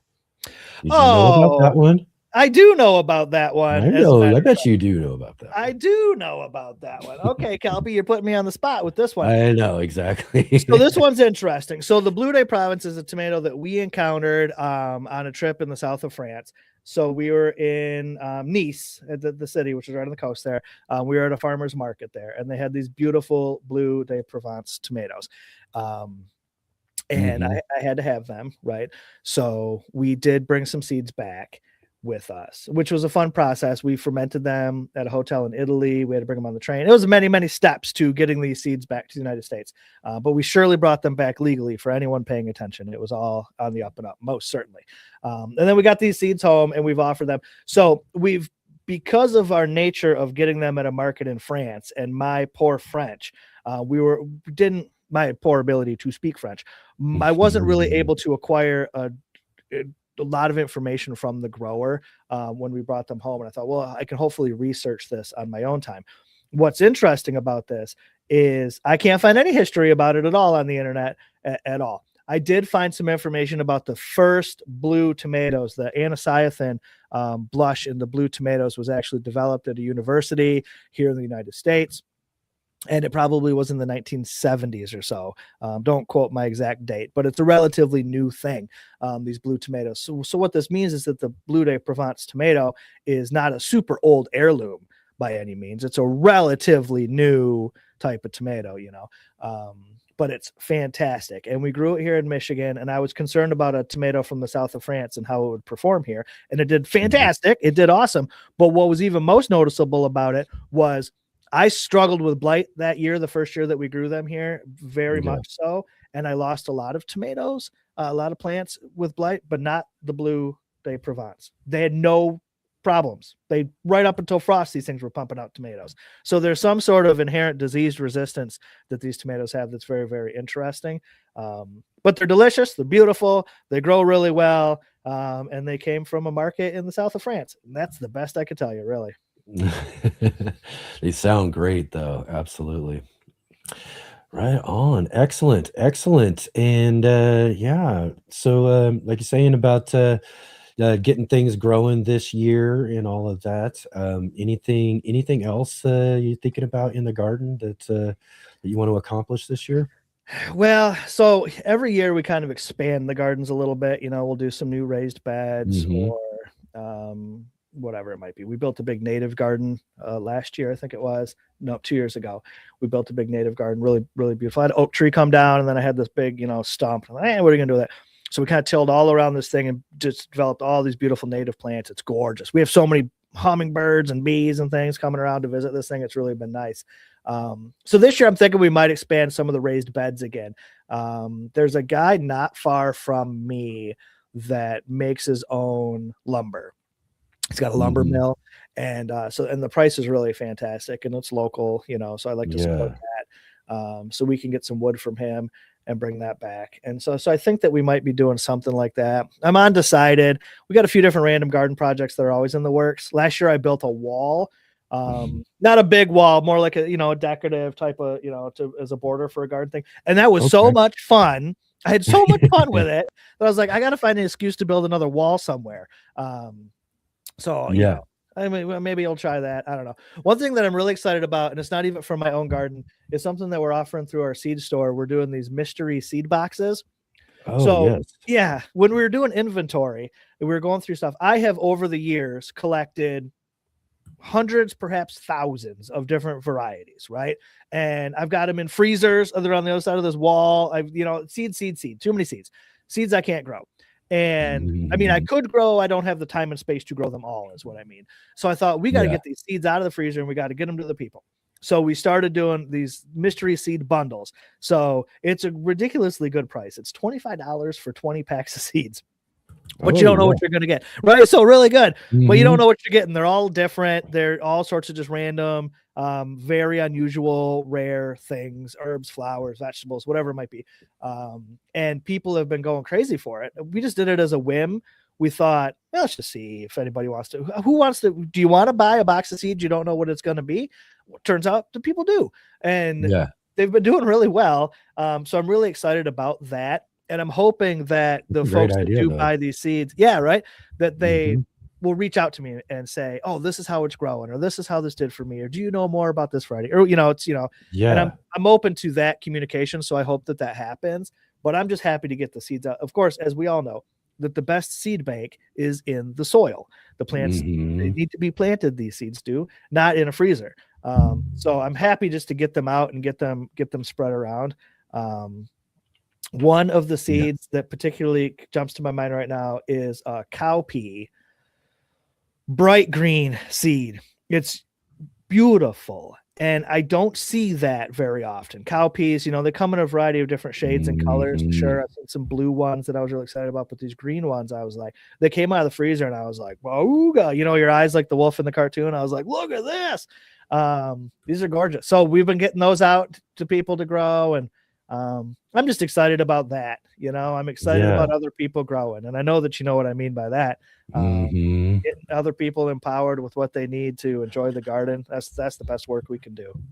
Yeah, it's really great. And again, too, the work you do and put in and creating and saving different types of seeds and these seed stories and all of that sort of stuff is really great. So it's worthwhile, folks, if you are out there and you are thinking about it, to go check out what they have to offer over at Small House Farm as far as seeds that you're thinking about growing. Maybe get one of these mystery seed boxes from Bevin and grow some stuff and let them know how it grows. Again, too, it is kind of important, though, too, right? For smaller seed purveyors to be able to have that communication, to be able to know how things are growing and all of that, and to be able to make sure that the best quality stuff's getting out to people, and also kind of just how do they like it, right?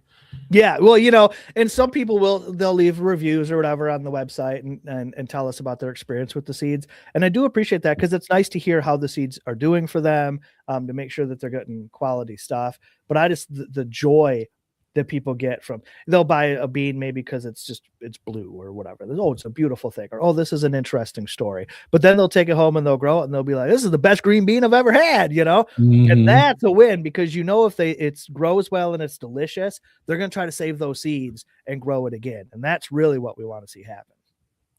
Right on. I signed up for the basil, lettuce, and radish variety trials this year. So fun. Right on. Yeah. Just have fun growing. That's, again, too, like you're saying, encouraging and getting people out there and growing and doing things. It can be just as exciting for us seasoned gardeners to help and see other gardeners get in and enjoy and have just as much fun and discover that fun that we know so well in the garden and everything, too. So it's great to be able to help inspire folks as well, too. That's why I also encourage people to be checking out the Seeds and Weeds podcast. Let's talk a little bit about that, Bevin. I mean, just really great. You're moving into how long? I mean, you started Seeds and Weeds when we started this show, right? Maybe. I mean, I don't know when. Somewhere around then, right? I think we're starting our 4th year this year doing it. Yeah. I think we started right around the same time. Okay, cool. Yeah. If I'm thinking about it, right? The podcast has been great. So last year we kind of switched up the format a little bit. Up until the first 2 years, it was just me, and I would interview folks a lot. I'd have folks on the show, and you were on the show, and you were one of our first guests. And that's fun because it's cool to hear other people's stories and to learn from each other. And people want to come on there and promote their books and that sort of thing. And that was really, really cool. But it was a lot, as you know, to do. And I thought, well, let's mix it up a little bit. So starting last year, Heather started coming on the show, my wife, Heather, kind of doing a little co-hosting type of thing. Oh, excellent. Yeah. And it's been super fun.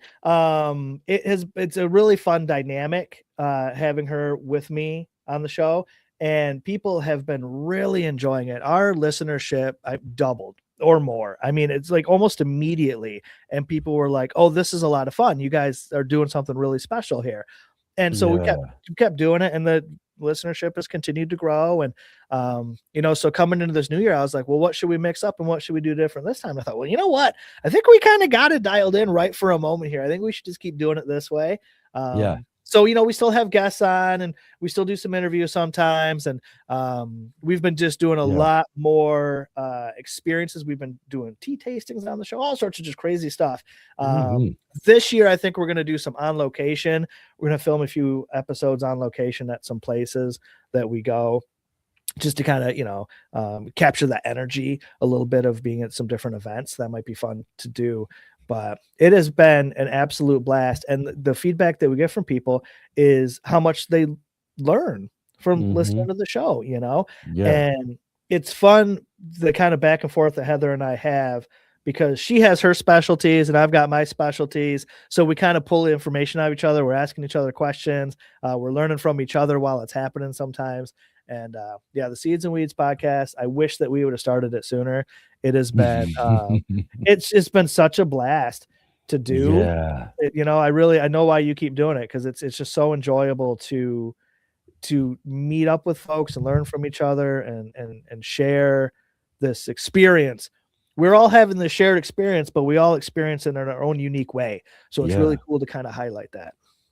Yeah, exactly. And there's so much to learn.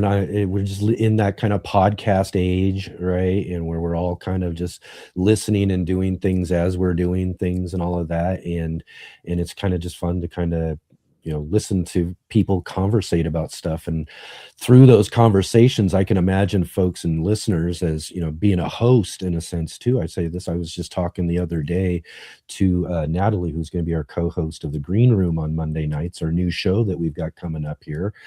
And I was telling her, I says, get ready, be prepared, because it's one thing I didn't really realize when I got started doing all this stuff, the interview type format of what I was doing with the Urban Gardener channel, and then the Let's Get Growing show here.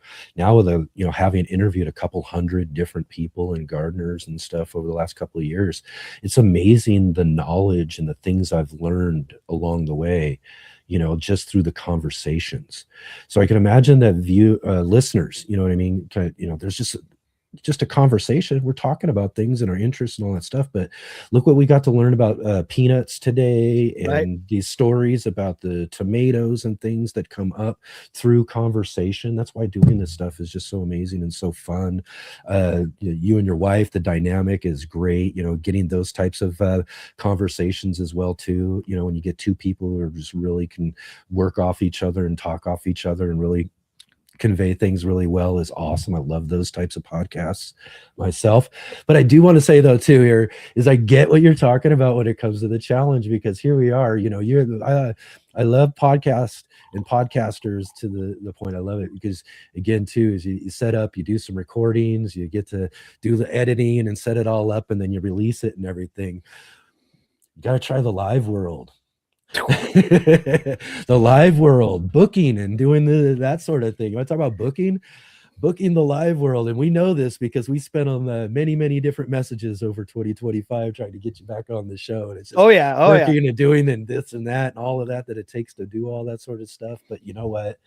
it is so much worth it when it comes down to it, Bevin. I'm sure you would agree as well too that when we get to do these sort of things, our shows, Seeds and Weeds for you, or Let's Get Growing here for us, these conversations are so valuable, so fun, and just from what we get out of it is amazing. But I know that viewers also can get a lot as well too.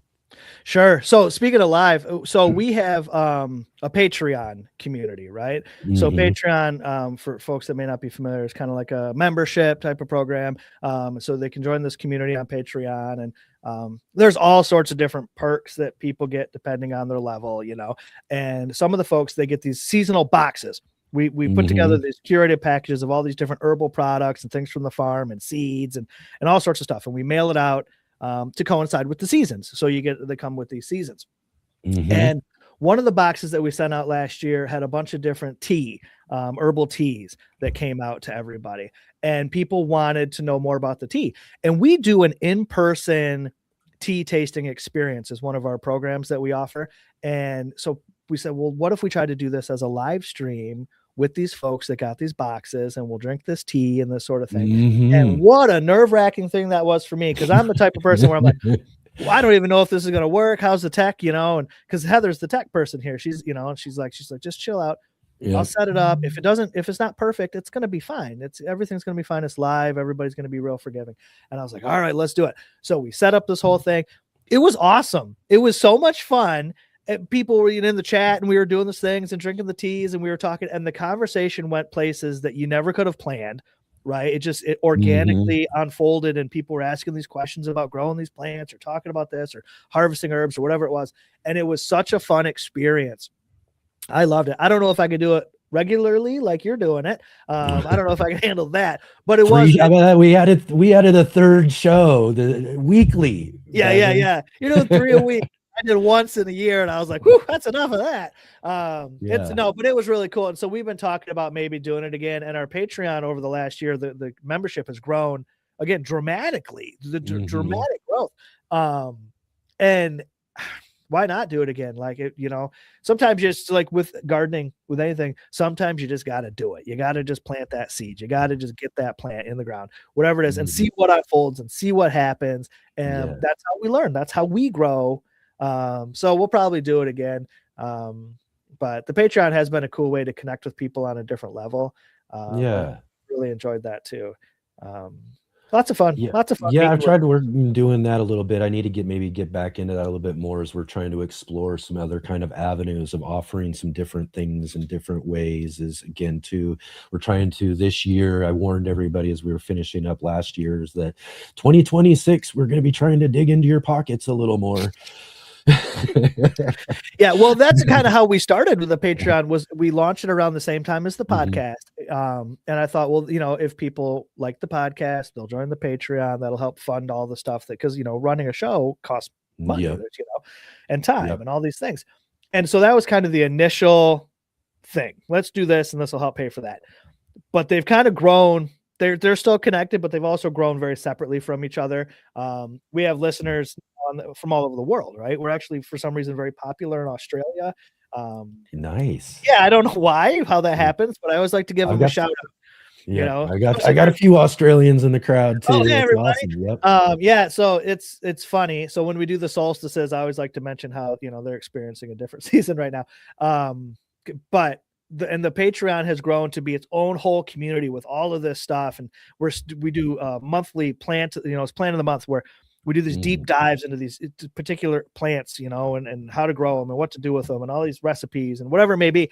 It's just taken on a life of its own, something that, again, I never would have anticipated. I couldn't have planned for it. It just organically happens, And thank goodness, just like with anything else, when I get out of the way, everything seems to go real smooth. You let nature take its course a little bit, right? Right. Sometimes you just kind of set something in motion, and you got to just kind of get on and ride it, let it. And that's kind of, again, similar thing here with this show, is again, you were venturing into seeds and weeds. I was getting this started, and I didn't know what to expect as we were getting going and moving forward with this idea. I was kind of, it was daunting, the idea of a weekly live show, trying to do guests and create real kind of gardening talk entertainment, if you will, something that's a little bit unique to the gardening world. You don't see people really doing these sort of projects and shows and things like that, at least in the gardening community, so I thought it'd be kind of fun to do something a little different. And it, like you said, it's taken on a life of its own. The reason why in season 2, the second year of the show, we had to add a Sunday show is because this first year was so successful, and we wanted to bring people back. But we also had all these people we wanted to bring on, and it was like, how do we find space and what do we do? And so we had to add the Sunday show. Well, guess what? It's taken on a life of its own. This has become a monster, and it's continued to, like, one of those things that grows new heads and does all that. That's kind of what the Let's Get Growing show's like right now, because again, it's having fun on its own success, growing on its own success, because people are so willing, like yourself, so awesome, to share their stories and to come on here and to have great conversations with us. Get so lucky of it. We had to add a third Monday show just to make sure we could have more room to add and bring people back. Monday's really about bringing people back and other things though too, but it's like, wow, I would have never imagined, getting started. I admire it, man. I mean, I know it's an incredible amount of work that you guys are doing, and it's awesome. It's super cool.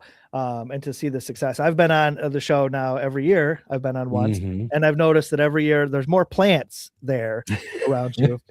So things are growing well. They're growing well for sure. The crazy thing is that there was kind of a view at the very beginning of the show where I start, because I kind of came into the studio to kind of open up the year for our show at the beginning today, and you can see I moved a lot of plants around, and a few of them out of here actually. Oh, really? Oh, wow. Yeah. No, there are some that are kind of like right here a little bit, but yeah, I moved a couple of the big ones out of here, and so yeah, but but still, it's great. I love it. I love it too. It's awesome. Let's see here. Let's jump in here, because I know there were some more questions. I want to get through this here before we run out of time today. Again, I got to be better. That is another one of my goals today, Bevin, or this year, is to be a little bit better at getting out on time on this show. Good luck with that. Yeah, people who know me, that's the best thing to say. Good luck with that for sure. Kelpie did want to say, though, your French tomato did fantastic because Michigan, along with Washington, is the same parallel as France is. So yeah, that's probably probably helps out a lot that's the case, huh? So Kelpie, you grew the tomato, I assume.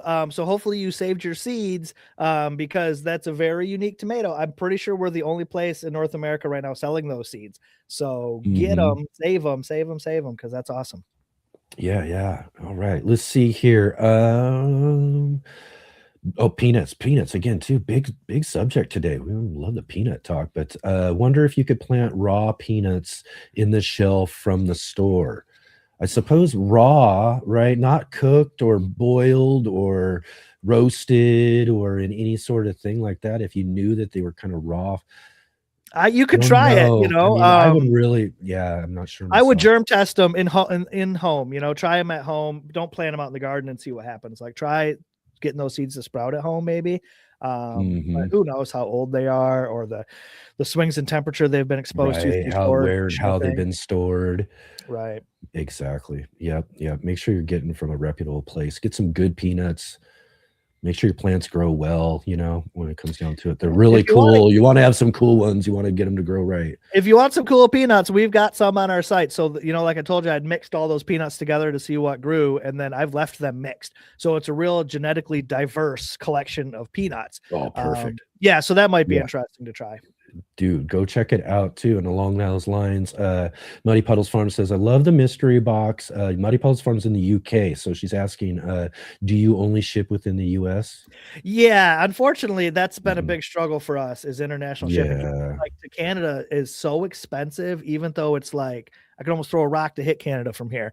Exactly. You know what I mean? But if you want to reach out to me individually, Muddy Puddles Farm, and maybe we could try to figure out something, but it's so cost prohibitive. It's to offer it widely, right? Yeah. It's just I can't imagine. It just seems like it keeps going up anymore. yeah, like everything else, right? I mean, it's crazy. Yep, that's true. Amazon's Okay. been killing me. I'm gonna say it, because customers are so used to how fast and cheap everything can ship from such a large place like Amazon. That yeah, I get that a lot where people are like, "Oh, how come you can't ship super fast for free?" And it's like, well, so a lot of the seeds now we are doing free shipping on. Actually, Oh, excellent. so it's $20. You got to hit the $20 mark, but after that, Mhm. yeah, the seeds will ship for free, just to Yeah, help yeah. competitive. But Exactly. Spend that money, make it 20 bucks. Spend that money you'd spend on shipping, make it 20 bucks, get some good stuff. Dusty Flats asks, have you grown lentils before?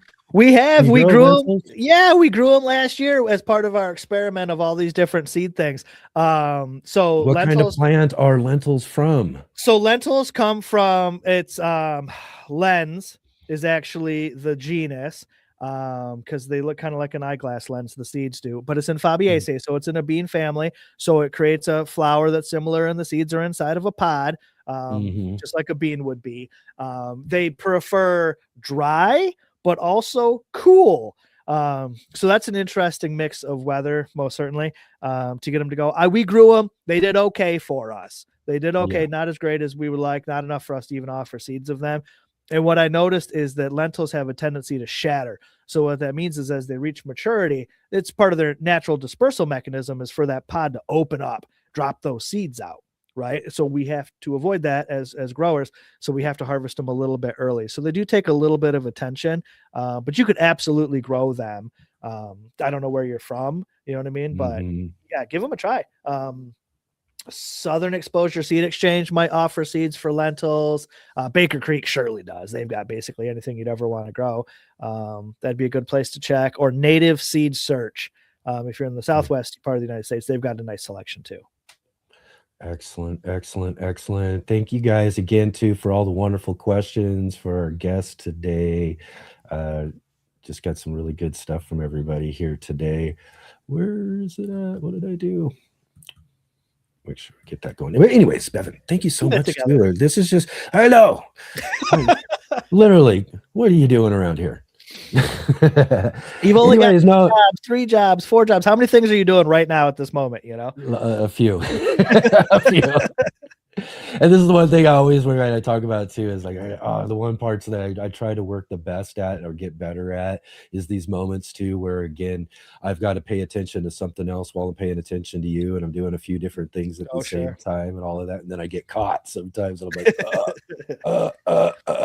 but that's all a part of it. Whatever, we're here to have fun. We're having this great conversation and boy, we got to even learn a whole bunch about a few cool things, lentils, peanuts, some cool varieties of tomatoes and everything, things you can also get like you just mentioned, the peanuts and those different varieties of tomatoes and things. Go check those out at Small House Farm as well. Mystery seed boxes.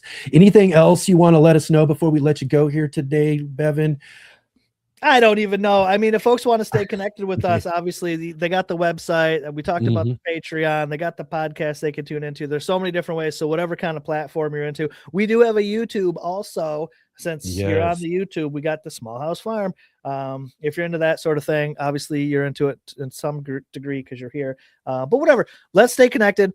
At the very least, show me what you're growing. I would love to hear about it, especially if you get some seeds from us. That's the most fun for me is to hear what brings other people joy. Yeah, absolutely, for sure. And what brings me joy is all of these wonderful conversations here. Let's Get Growing show with awesome folks like you, Bevin. Thank you so much for taking your time here to be with us again today to help us launch our 2026 again. And hopefully we'll figure something out down the road here this year and won't have to wait a whole nother year to see you back on the show. But it's all about schedules, though. That's how it works. But hopefully we'll get a chance to talk with you here again soon. But thanks again for being here with us today. Hey, thanks for having me, Enoch. I really appreciate it for sure. Thanks, everybody. You betcha, Bevin. Thank you so much. We'll see you later. Bye.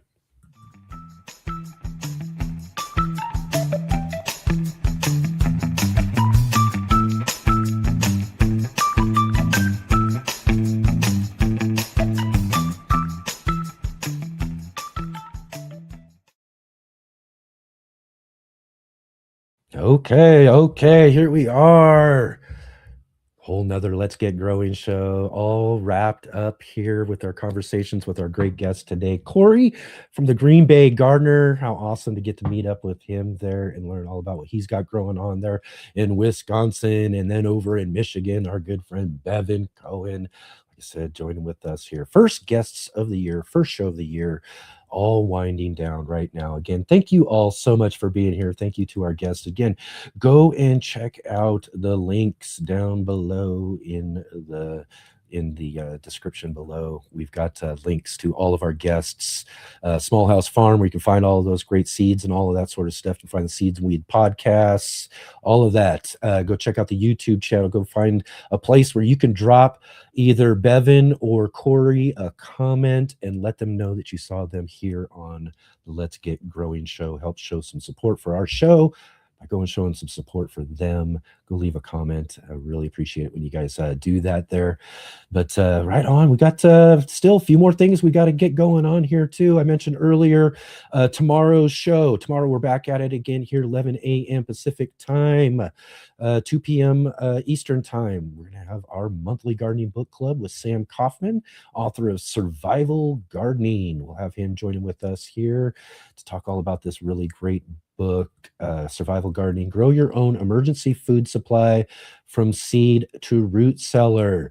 And then on Monday, we've got the Green Room. It's our new show, our third show, your 3-day weekend here on the Let's Get Growing show. We got the Green Room with our new co-host for the Green Room show, Natalie, the Fresh Princess. She'll be joining with us here this Monday, as well as we'll have our friends Shawnee from Shawnee Grows, Robin from Robin Gardens. You've been seeing them in our chat here with us. Katrina from Sow and Tear as well too. They'll be joining with us on Monday night to talk all about their segment, Grow What You Eat, which will be airing during our Monday night The Green Room show with Natalie and Enoch. We're going to have lots of great, amazing guests that we're going to have coming up throughout the year. Like I said, it's an opportunity for us to get some folks who can't do weekends to be guests, like the very next week, which will kind of be, it'll be our second show, but kind of our first real guest show, where we're going to get to talk to Joe Lample, Joe Gardner from Growing a Greener World on PBS and several other shows and projects. Joe Lample will be joining with us live on the show. Joe's been with us before. Like I said, we've done a recording with him, but now because he can't do weekends, we can have him on a Monday evening. He's going to help us get going with the conversation there next Monday, not this Monday, but the Monday after next. And then next Saturday for our show though, too, because you want to be back here for next Saturday on the show. We're going to have joining with us next Saturday. Yes, our good friend from Garden Like a Viking, Nate Murray, will be back with us again next Saturday for the show. And then, of course, we're going to talk with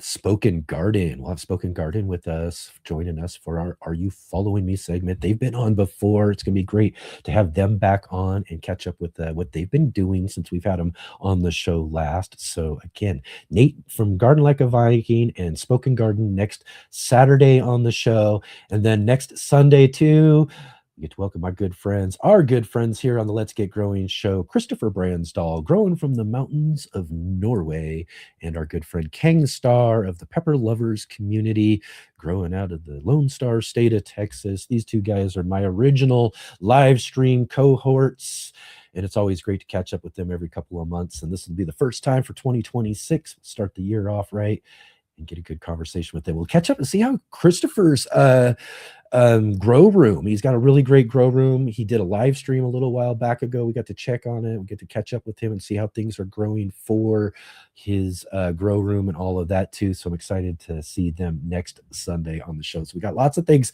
great things coming up here on the show, everybody. So real quick here too, before we finish up here as well. Oh, wait a minute. I got to mention one more thing too that I didn't mention. I'm just noticing this. I'll talk about it a little bit more as we move on into some of our tomorrow's episode and later on. But there was one other thing I wanted to talk about. We'll do it real quick here before we finish up the show. During our breaks, we've got our new trivia with Brandy, which is really great. Again, thanks to Brandy for doing that. But I want to include just like a little new thing that I want to include in there, and this is going to involve all of you viewers. Maybe it'll be some of our contributors right now to get us going and all of that.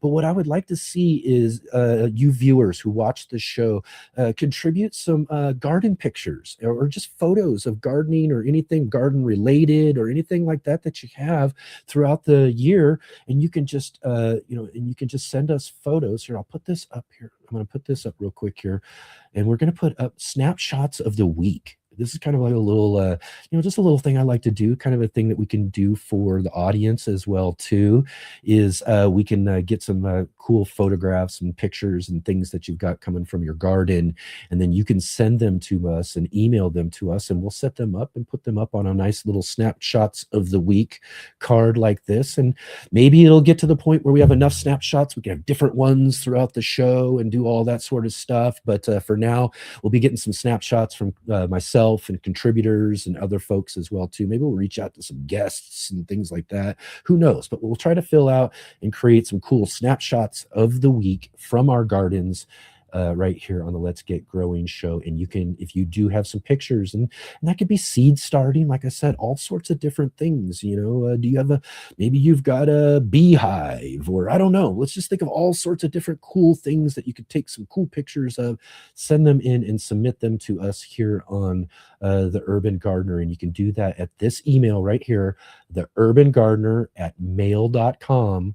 That's at mail.com. Not Gmail, but at mail.com, theurbangardener@mail.com. And you can send me pictures. Tell me, of course, your name, where you're growing from, your city and state or country, all that sort of stuff. And maybe tell us a little bit about the picture. You know what I mean? Something like that. And send those to me at that email there too. And we'll start putting those up as audience and listener viewer submissions to our snapshots of the week. I'll talk more about that. Hopefully I'll remember to get that at the top of the show too, so we can make sure we're getting folks who are in at the top of the show in on that as well too. But yeah, that'll be really fun. A cool little new little extra edition. We've got other things like our roll call. Remember roll call. If you're joining with us here later in the show and you weren't here at the beginning, come join with us at the beginning of the show too, and come in and do a similar thing. Let us know where you are, city, state, country, that sort of thing. Let us know what you got growing on, that sort of thing, and we'll do a little roll call shout out with everybody at the top of our shows. That's going to be a fun new thing we're going to do on each of our shows, both both. I'm used to saying both, but now it's 3 because it's a 3-day weekend around here. But for each of our shows, Saturday, Sunday, and Monday.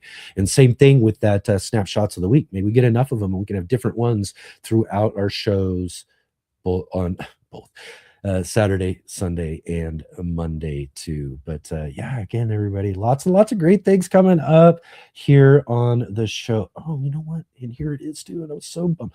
Again, I'll put this up for the show tomorrow for sure. I knew I made this. I was wondering what I did. I thought I forgot it, but for our green room, I did make a card for it.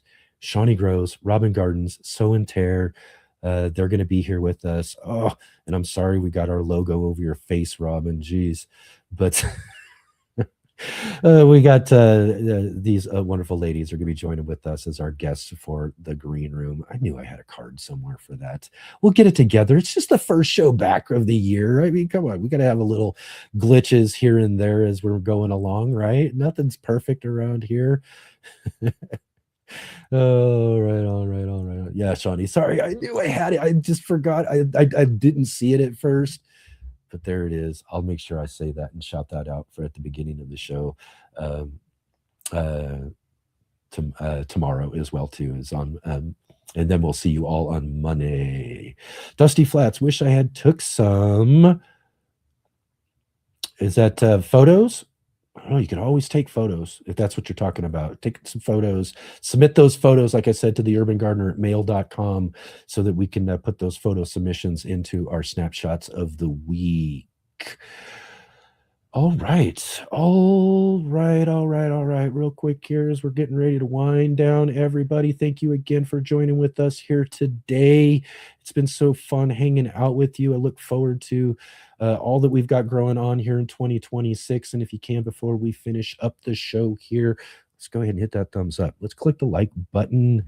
Let's hit that subscribe button if you haven't subscribed yet as well. Hit the bell notification to be notified of all the upcoming live stream shows that we've got coming up. Lots of great guests, lots more happening here on your 3-day weekend. Share it with all your friends.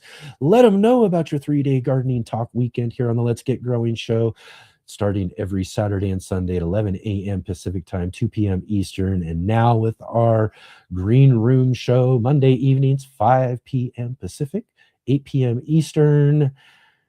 And look forward to seeing all of you here for our Sunday and Monday show. And as I mentioned before, definitely follow all the links down below to our guests and go show them some love, give them a shout out. And also, real quick, too, as we're finishing up the show, I told you I'm going to hit on this. We'll be hitting on these things just a little bit more. But, we are going to be trying to work in ways throughout this year as we keep moving forward to look at ways to do some fundraising. And if you can, definitely drop in donations. We got links to some direct donations down below in the description there to Venmo, Cash App, and all of that as well too. And I appreciate anything you guys can contribute to the show so that we can look to do some more fun things right here as we keep moving forward and keep growing on here. And again, thank you, everybody. It's been wonderful to have you all here with us on the show. I've been having a great day here with you, and I look forward to seeing all of you as we get going here tomorrow.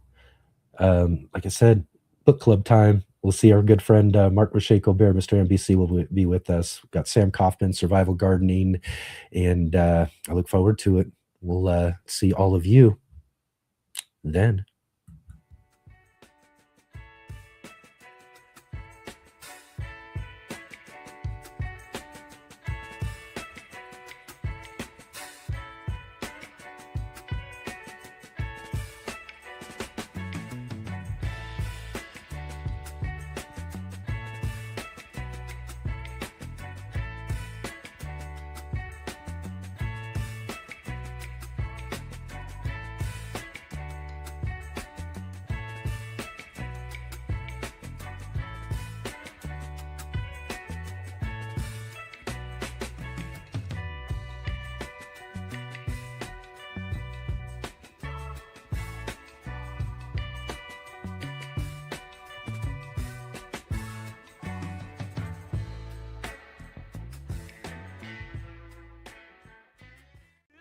The ugliest plant in the world, but I love it.